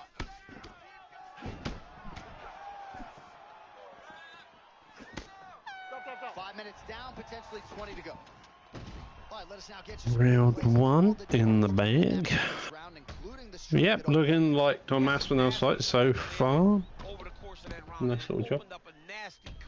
And Fonty wants to see Art pick his shots and fake more. I don't know if you've seen Art of War's fights in recent time, but that man has kind of just walked forward and pressure box. Cyril Gahn is a really strange pick. I was half expecting Tank Abbott or Derek Lewis, I can't lie. No, they don't have the combinations that he does, man. They don't have the combinations he does. That is very true. You need somebody with a bit of a gas tank. But you did see times where they came together and you saw the skill level of these two fighters. Oh man, another. Well, takes down to the body, doubles up on the uppercut. He doesn't know if he's in the octagon or at his mama's house for Thanksgiving. Dude's hurt. Serve him up. Go get him. Knock him out. The fight's done.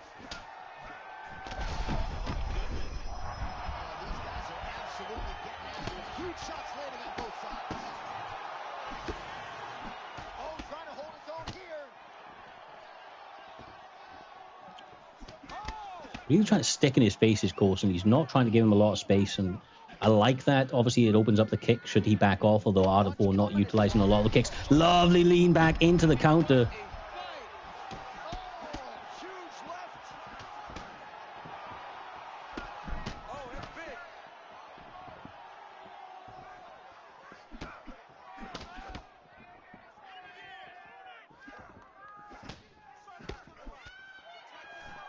Under 3 minutes now to go here in round two. All right, so he continues to land a high volume of strikes. He talked to us a lot about. And Coulson is using Tom Aspinall so freaking well. I mean, the cardio is fantastic. Controlled boxing, shooting takedown does get denied. Lovely old takedown defense there by Art of War. Again, they're walking backwards, playing around that back foot, just letting go and push forward and trying to find his boxing shots where he can. It's a lovely little performance there. Continuing the pressure, and he lands the head kick, massive for Art of War.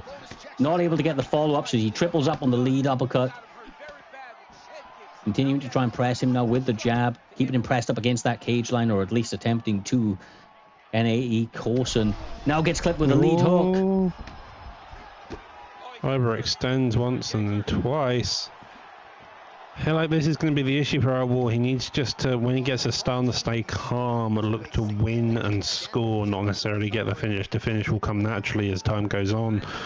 Doesn't need to chase it here, it feels like. Put on the gas to try to find that finish.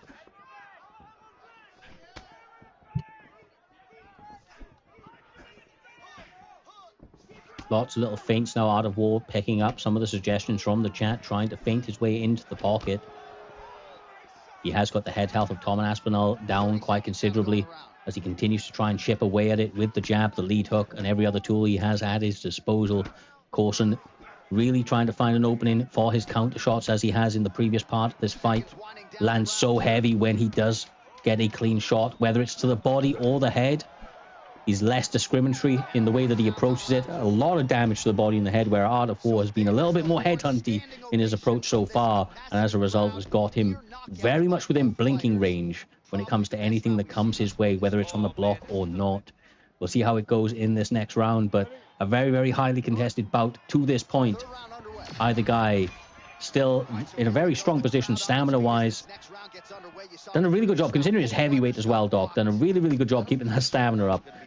The overall shot selection been pretty good. In the previous round, somebody is going to sleep. Man, is he evading effectively. He has become increasingly hard to hit. And notice, John, he is setting up counters. They may not be coming right now. But when you Nice. put the way that he is, Nice. Massive shot lands there.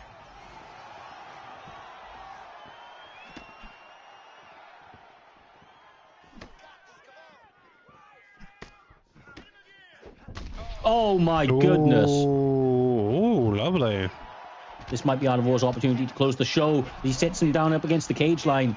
He's not going to get the finish quite yet, but he may be moments away if he's able to get another opening. Hip toss. Successful. Coulson now trying to work his way back to his feet, but this does allow him the opportunity to recover the head health he had lost a moment ago. Over 3 minutes left in the third round, and if Art of War is able to, he could really put a stamp on this fight.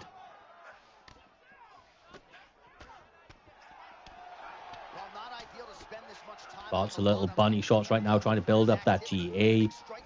Art of War does have the overall stamina advantage, leading to much better opportunities for submission should he decide to go that route. He seems to be opting to move position. He is more of a ground and pound guy after all. Doesn't often try to play with the sub game, and actually separates when he's in full guard. Maybe he doesn't feel too confident about the earlier rounds, but I don't know. I think he's up right now. What got you here? Or you got to throw caution to the wind, because right now it'll be hard to find your rhythm, especially when you're fighting a guy who's fighting Nice, man. very well. He's still pushing forward, even if he is out. Even if he is up, wanting the finish, gets the knockdown. Now goes to the finish. Instead, clips him straight into half guard, which is fantastic, of course, in terms of viability, not necessarily in terms of winning, as he gets denied there. Top mount, here we come, and Art of War looking more and more like this might be his sight. Oh, he gets the back flat. This is massive. Not able to do anything with it, though. Finds himself in half guard. Gets reversed. Can Coulson eke out a victory right now with a big ground and pound? It's not like the head health's not within finishing range. And he reverses him back. 30 seconds left on the clock. Does manage to get mount. Rain down shots. That might Trying be to get the finish. Oh! I don't know how he survived. Is he going to get the finish? Nope. Get it caught. Jesus. Well. Trying his damnedest to get the finish till the very last moment. Go to the judges' scorecard, but I think it's all but the... Oh, it's a draw. Right, okay. It's a draw. I honestly had Art winning that one, but that was a draw. I had Art winning that, but that was a draw. All right, okay, fine. Fine. Either way, that's why you don't leave it in the judges' hands. We may see that one again in future. It was a fun fight. Anyway, maybe the next one won't be in heavyweight. We'll put him in a bit more of a mutually preferred weight class. But 29-29 across the board. All three judges saw this as a draw. All three of them did. Oh, well, actually, sorry, two of them did. Two of the judges had round two as a 10-10 round. That's what it ultimately came down to. And I don't know how they saw that as a 10-10 round. I was just looking at the stats there, and it was not good. He switched off it. Never mind. Sorry, I was kind of wasted time coming over here. He's on round one now, but it doesn't matter. We move. Now, the next fight that was scheduled here this evening was meant to be Oat Head Kicks up against... Yeah, Oat Head Kicks was meant to be up against JUFC. We are going to have to scrap that fight. I don't know where Jay's gone. He's lost it. Yeah, He's just disappeared. But we will get into the next one as a result. The next one came together at relatively short notice between two top flight competitors of their respective divisions. We have Leon Stoll stepping back into the cage going up against Final Bloke. Without further ado, we will get to it. Bantamweight is the weight class. Looks like we are getting a rivalry matchup of TJ Dillashaw up against Cody Garbrandt. Both guys really fun to use in this division, especially if you're not going up against a Sugar Sean O'Malley, which is who I'm guessing was banned. Yes.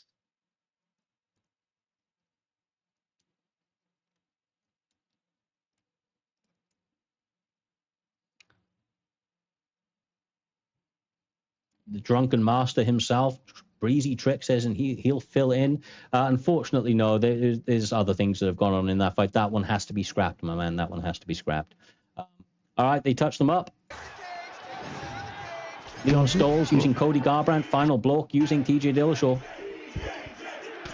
The B3 boy back to being the B3 blocker with Cody Garbrandt. Can't really complain there as Final Bloke, guy who's kind of got known for his jab. I think he beat Smudger in the GP, I want to say.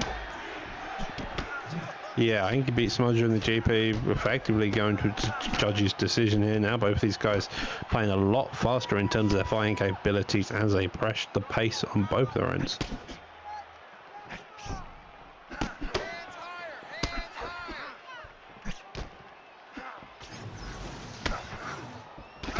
Nice. Catch each other. Very clean combinations on the inside. Go into the body and the head. Final block has excellent uppercuts being mixed in.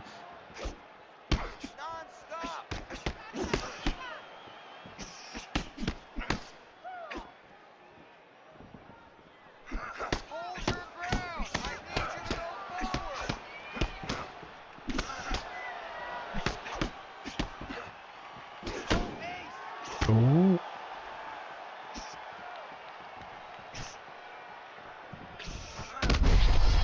Lovely stun there, digs down to the body.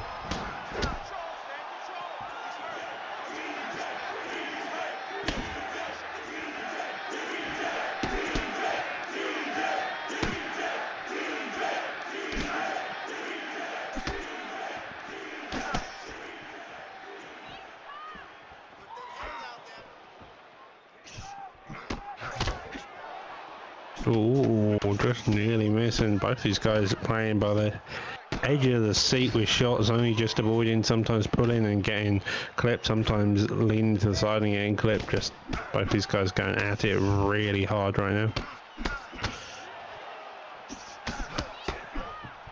Trying to walk him onto something, this Final block. We've seen this a little bit reminiscent of one of the earlier bouts. Although Final block is not just using defensive setups, he is also finding an opportunity to advance when he can. Exchanging double jabs with these guys for a moment right there. Punching each other's head back like a Pez dispenser. Just properly trying to land, getting the shots going as and when they can, but again, neither side are having a lot of success consistently right now.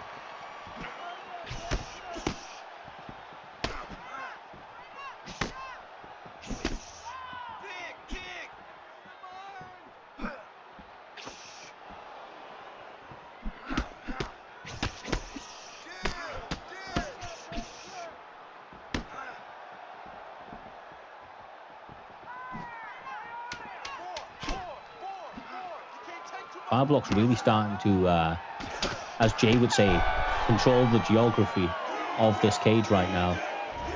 Doing a really good job of just taking away space slowly but surely. Overwhelming work coming his way, or coming from him, I should say. Leon Stoll is such a tricky veteran, though. I would be expecting that he's going to be trying to make some major adjustments. But Final block is a tricky customer to deal with. Easier said than done.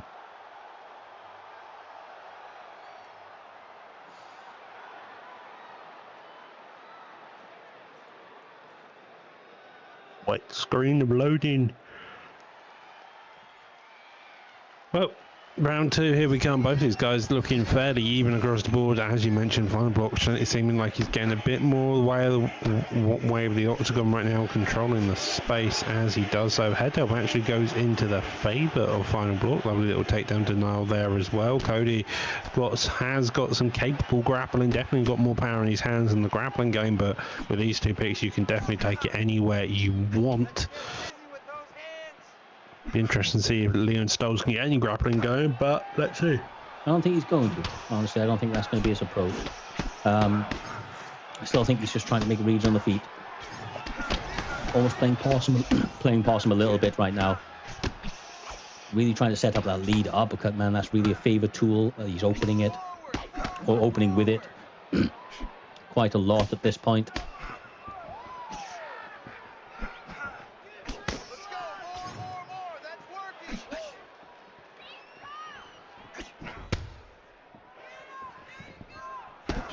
Nice work. Man, Final block looking so dangerous. But then he gets slipped and ripped. Oh, lovely. Fantastic job there by Leon Stolz. Yeah, when he gets you hurt, that's when his old B3 days come out, man. That's when his combinations start looking extra crispy as he starts to lay together 6, 7, 8 punch combinations on you.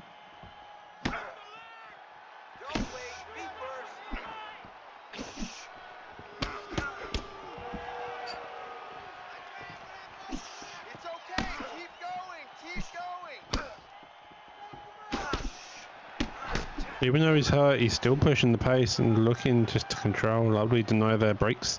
Just a rhythm. Just a tiny bit, and that's going to do some great things just to let Leon Stoltz recover here.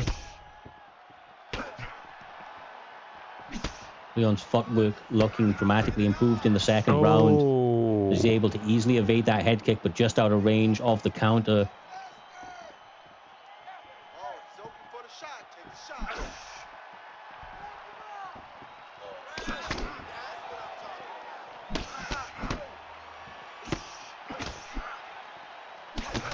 Oh my goodness, I was going to say he was doing a great job of interrupting with that straight for a moment, but then again, once again, the final block, just finding opportunities to really let loose with the combinations when he's on the inside.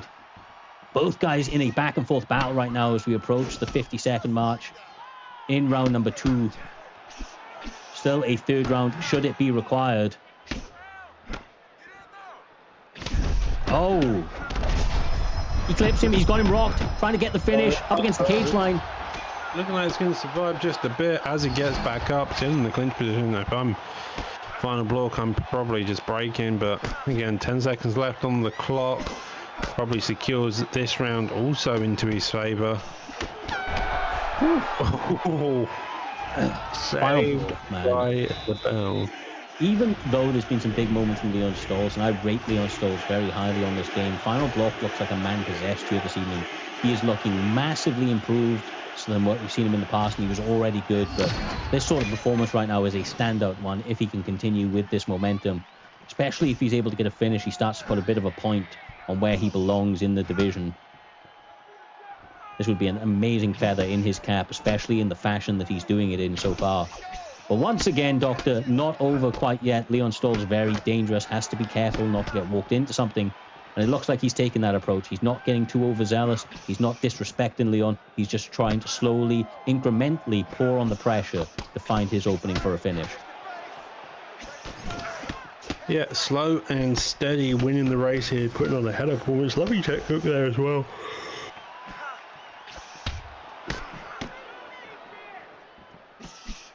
I mean, the one good part about Leon's pick, right, is the fact he's got Cody.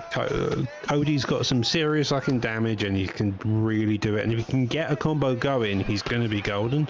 But the issue is here right now is that Blork has just got a really educated jab.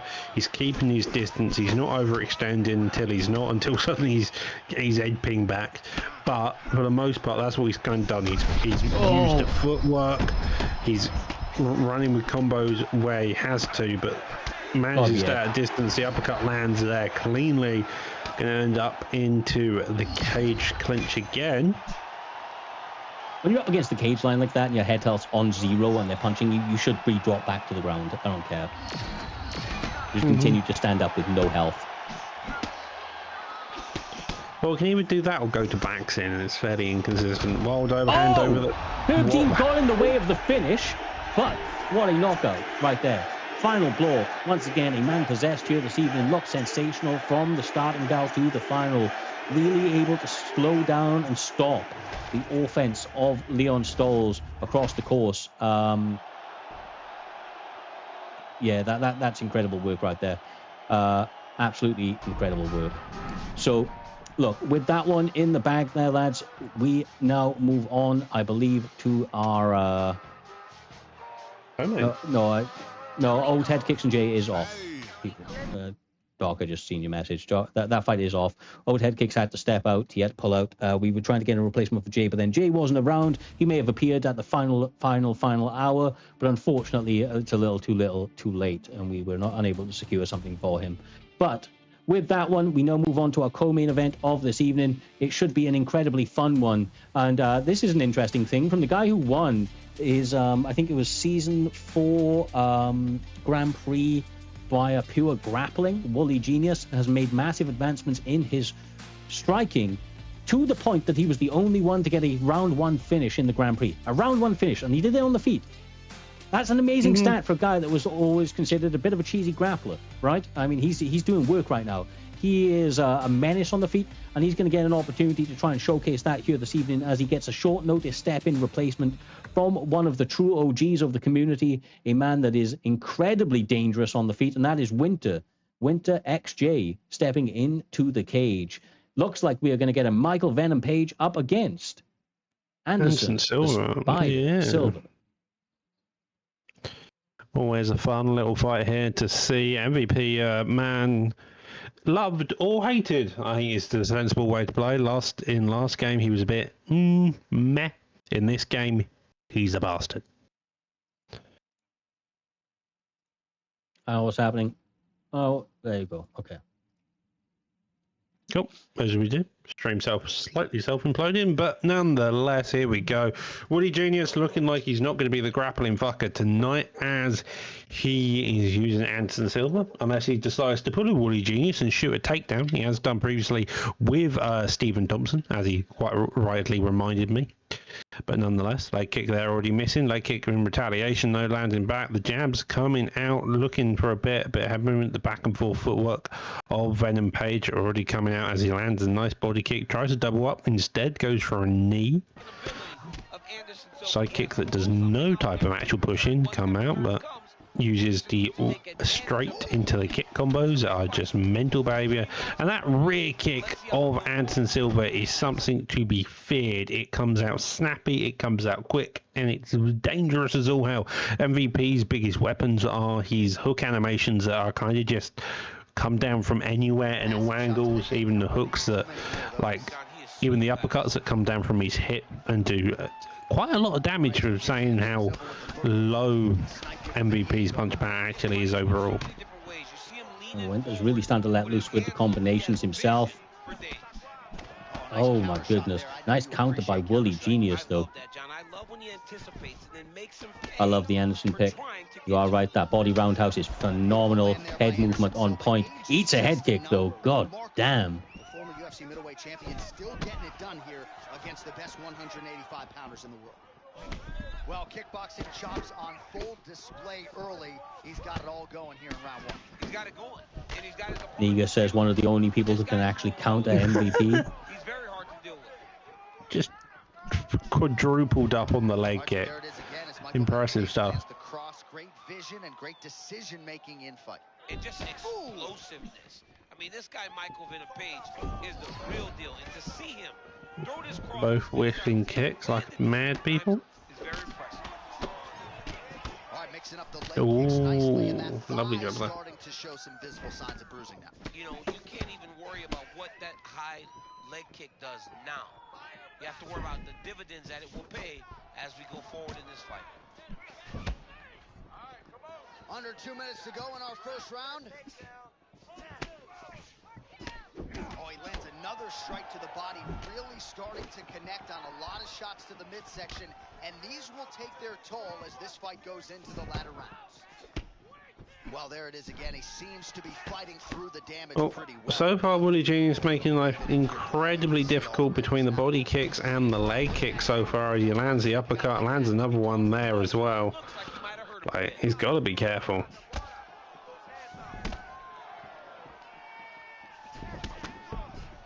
Nice evasion. Doesn't get the counter that he needed or wanted from that, but still, those types of moments, if they continue to stack up, are going to open massive fight finishing potential. Lovely head kick.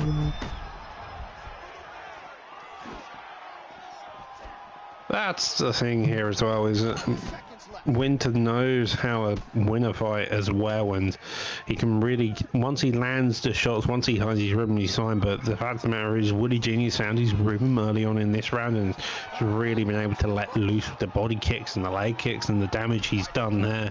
Winter, though, landed a couple of nice clean shots overall and having some success.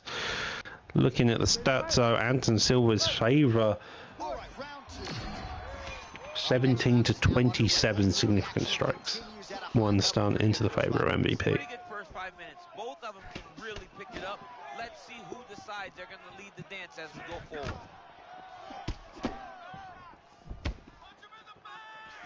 He's going after the head.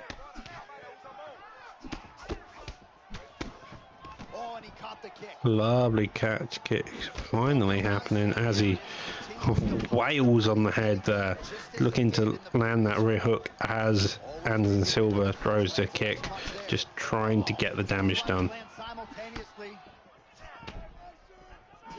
The uppercut, When- so brutal. Yeah, Winter's starting to make the adjustments. It's nice to say, like, he's kind of getting a read on what Wooly Genius wants to do. Wooly Genius is yet to really make a proper adjustment. Winter's now starting to make them.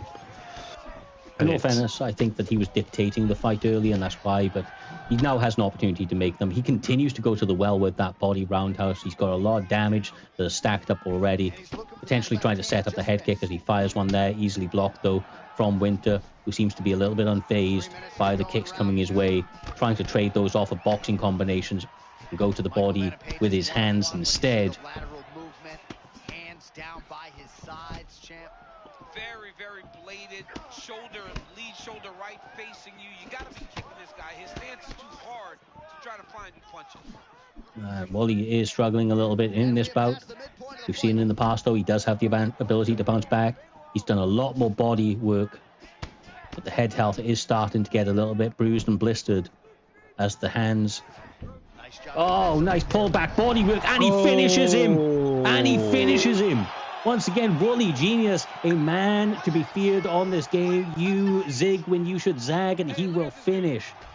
Winter was doing so freaking good, man. He had started, like Doc said earlier, to make some massive adjustments. But ultimately, you slip once, and Wooly will find the way to that finish, and that's exactly what he did right there. Triple up to the body. Even on the way down, no mercy as he threw that left hand that ended the show. Beautiful, beautiful work.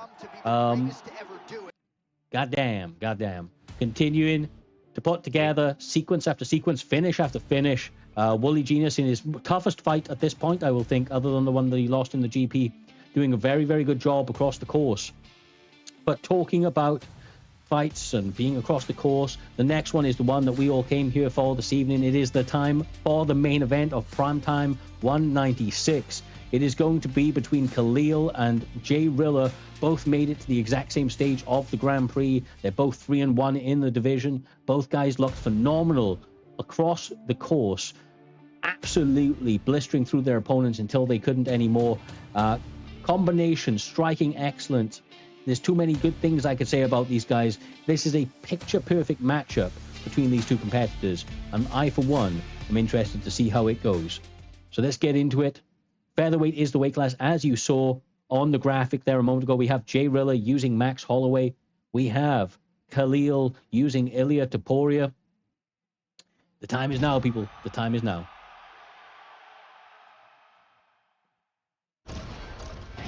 Should be a fun one, all things considered. I mean, you've got the power of Topuria in one hand, you've got the deadliness of Holloway in the other. We saw this earlier on in Keza versus Countercut. That way, yeah, you saw Topuria really come out and do a lot of damage. Keza having some difficulty, still managed to stay competitive, but overall it was the power of Topuria that led the fight in the end. So should be interesting to see, as you already have Jrilla just struggling to find his distance, and he digs down the body, already racking that to half health for its short term so quickly. Jesus.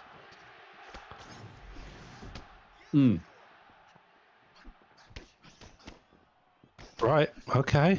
This is a fight and a half. Already starting to brawling out aggressiveness from Jrilla here, just finding a home for all these shots so far. Nothing really being actually blocked.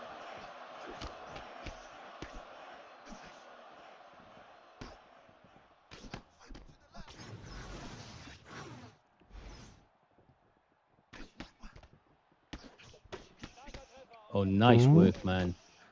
Jrilla has to be careful. He does like to put a lot of high volume on. He likes to walk his opponents down, almost paying them a little bit of a disrespect. But the power of Topuria is so freaking strong, especially in the hands of Khalil, who is efficient and calculated in the combinations he throws.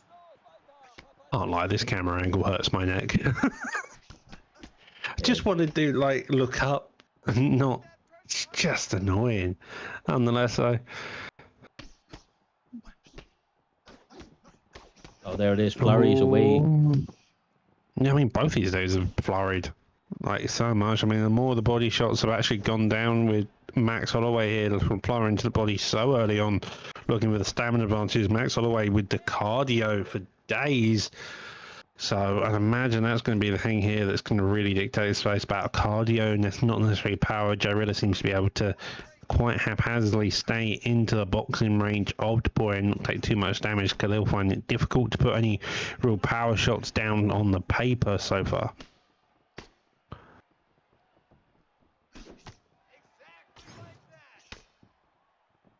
And now enters into a bit of a clinch clinch position. Tries to go for the takedown, but separation is there instead. 1:35 left on round one. A couple of big moments on both sides. I think the bigger of the moments coming the way of Khalil at the moment.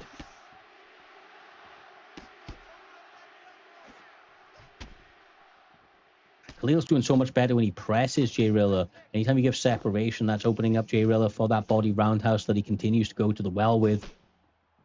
Obviously, it's a pick your poison sort of thing, though, as damage is coming your way, whether you're in close or out far.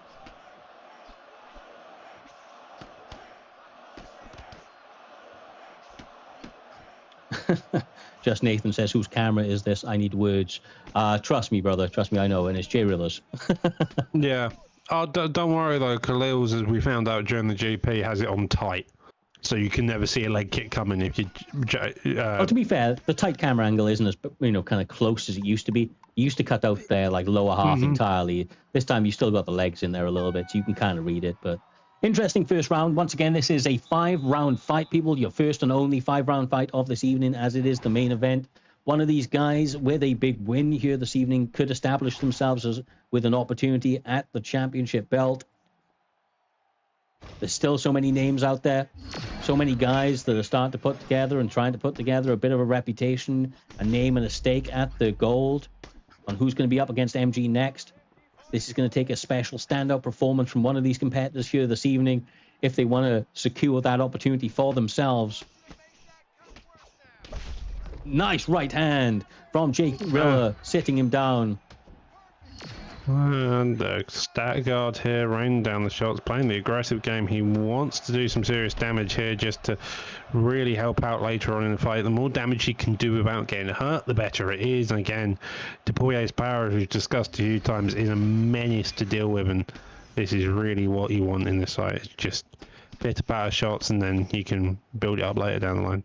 Yeah, Jrilla is a finisher by trade. I mean, he was trying to get it there in the stacked guard. He was very, very close to it. A little bit more stamina, a little bit of an extra punch or two, and he may have actually got it. Wasn't able to, and they're back on the feet. And look at Khalil go with the combinations, man. Once again, fighting fire with fire, not wasting any time. Fishing for that pullback straight.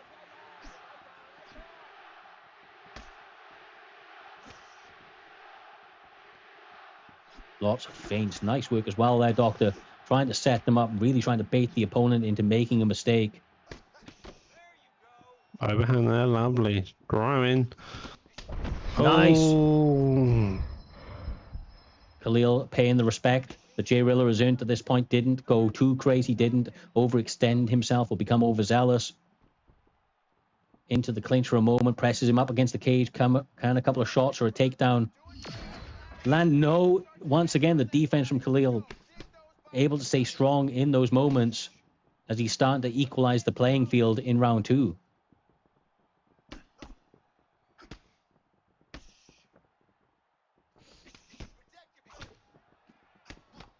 Retreating head movement on the rock is so ugly. Ban that. You can't ban that, bro. You can't ban somebody's ability to move their head as they're moving backwards. It does look ugly as fuck, though. I'm just hoping the patch will fix that issue, to be fair, Negus. Jrilla, once again, gets clipped by the hands of Khalil. Now the hip toss secures the takedown.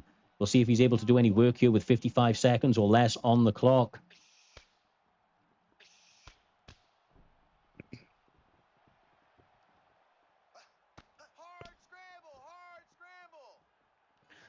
Danoa states that Jrilla needs to let this get to rounds 3, 4, and 5. If he does, then he believes that Ilya will gas out. I don't know that that's the case. The stamina looking very, very clean and close at this point. I think the damage that Khalil is putting out there has equalized that playing field. goes for the RNC race, not able to get it as the round ends. But once again, non-stop action beginning to end. He has a perk called Hot Blooded.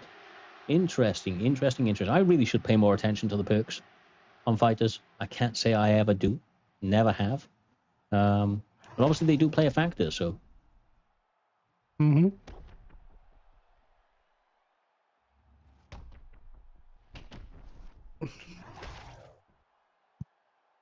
All right. Round 3 left to come. Then we've got 2 potential championship rounds, should they make it there. These guys fighting at a fanatic pace across the opening 2 rounds. The first 10 minutes has been nothing but balls to the walls action. We will see if one of these guys can find a finish in the third. Oh, look. Jesus. The counters are clean there, Doctor. Mm-hmm. They are indeed. That's straight. Well, Jrilla's well educated across the board.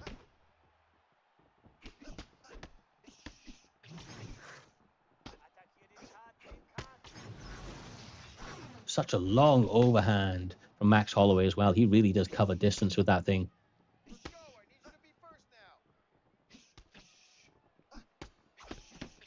Oh, there again. Right hand land, sits him down. Dude. Jumps on him, goes into the guard. Wanting to play a safe game here, does Khalil.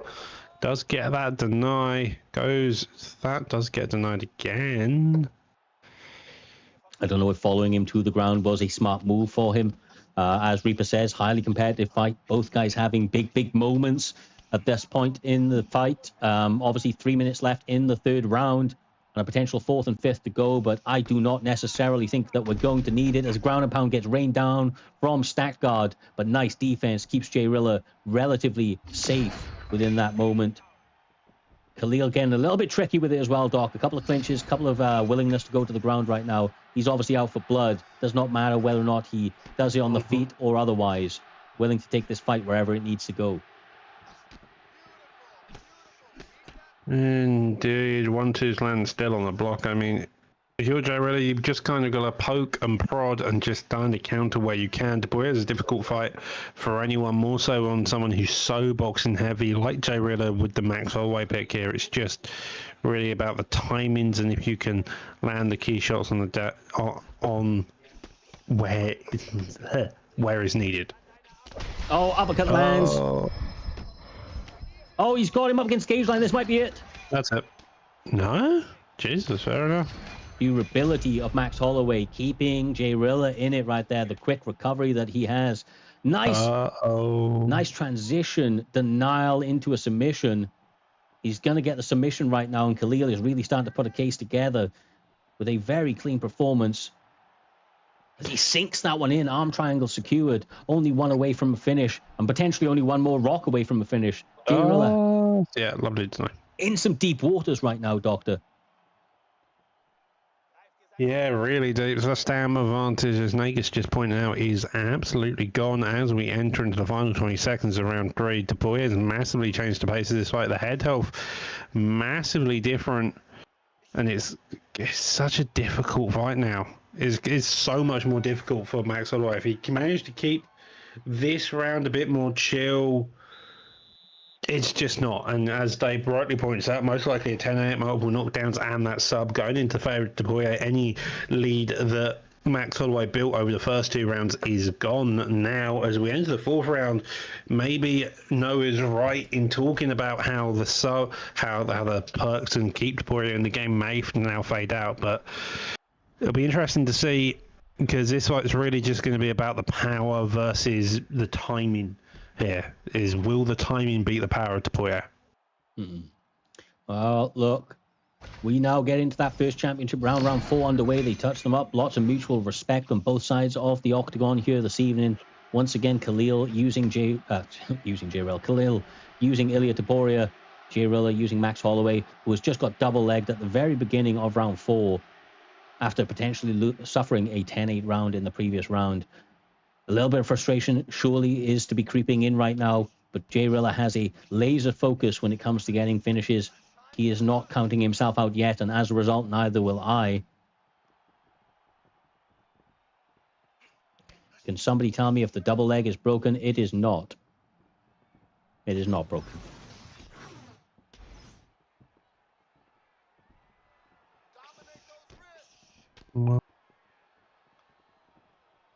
Couple of body shots there landing as Tapuya tries to go. So Negus earlier said that Jrilla plays with a lot of what people would class as cheeses, so his ground game would necessarily be better, but looks like Negus is showing off a completely different side. Only really a striker in the GP, now showing off his grappling chops in a fight that's been highly competitive across the board. Lovely deny there, but another deny. It's another deny. Both just neutralizing each other here. It's mental. That's what happens when you've got denials on point. This ground game can become a little bit of stale as a result. The ground game does really rely on opponents making mistakes in order to get any success, but the reality is that for Khalil, the more that he can stay in these positions, the more that he's minute winning, because he is very likely up over the course of this fight so far. But we're back on the feet with just over 2 minutes left to go. Jrilla's definitely going to be looking to try and open this fight back up. It's not like he hasn't landed damage himself. You can see he's being bit more calculated in the way that he's going about it. It's combinations not opening up, but that's allowed once again Khalil to land combinations. Oh, beautiful.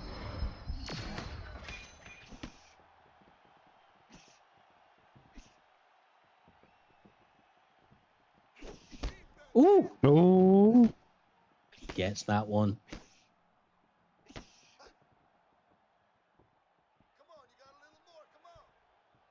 okay.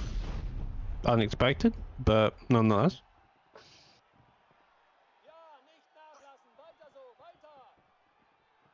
Split round so far. I'm not entirely sure who's winning. I think it's Tapuya. It's definitely Tapuya winning this round. He spent 3.5 minutes in top control. True. Very true. And I think he stunned him before he took him there as well. Could be wrong about that. Unless Jrilla is able to do something in the final 20 seconds to steal the round back or to equalize it out. But that's going to be difficult to do, especially with the stamina that he's got.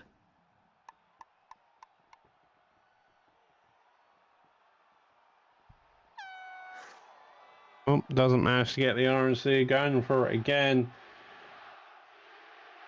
So then.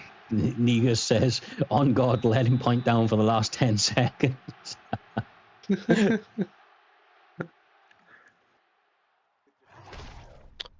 Well, here we go. Round 5, the final round of our main event tonight. Both these guys putting on an incredible performance. So, looks like Tapuya kind of had a bad start, but then it's just really continued on and being Tapuya. So, should be interesting. Last round left to go. Still anybody's game, but definitely momentum in the side of Khalil as he continues to stack together big opportunities for himself.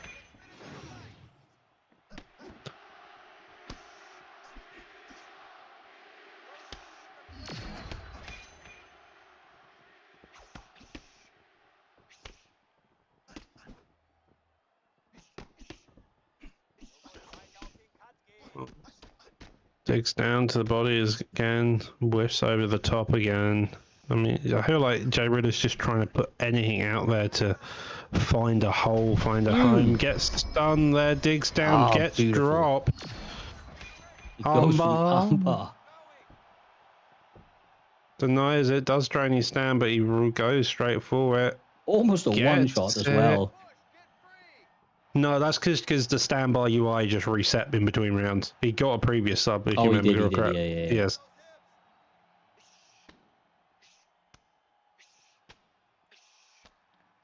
Negus thinks Khalil's won this. I think I would agree.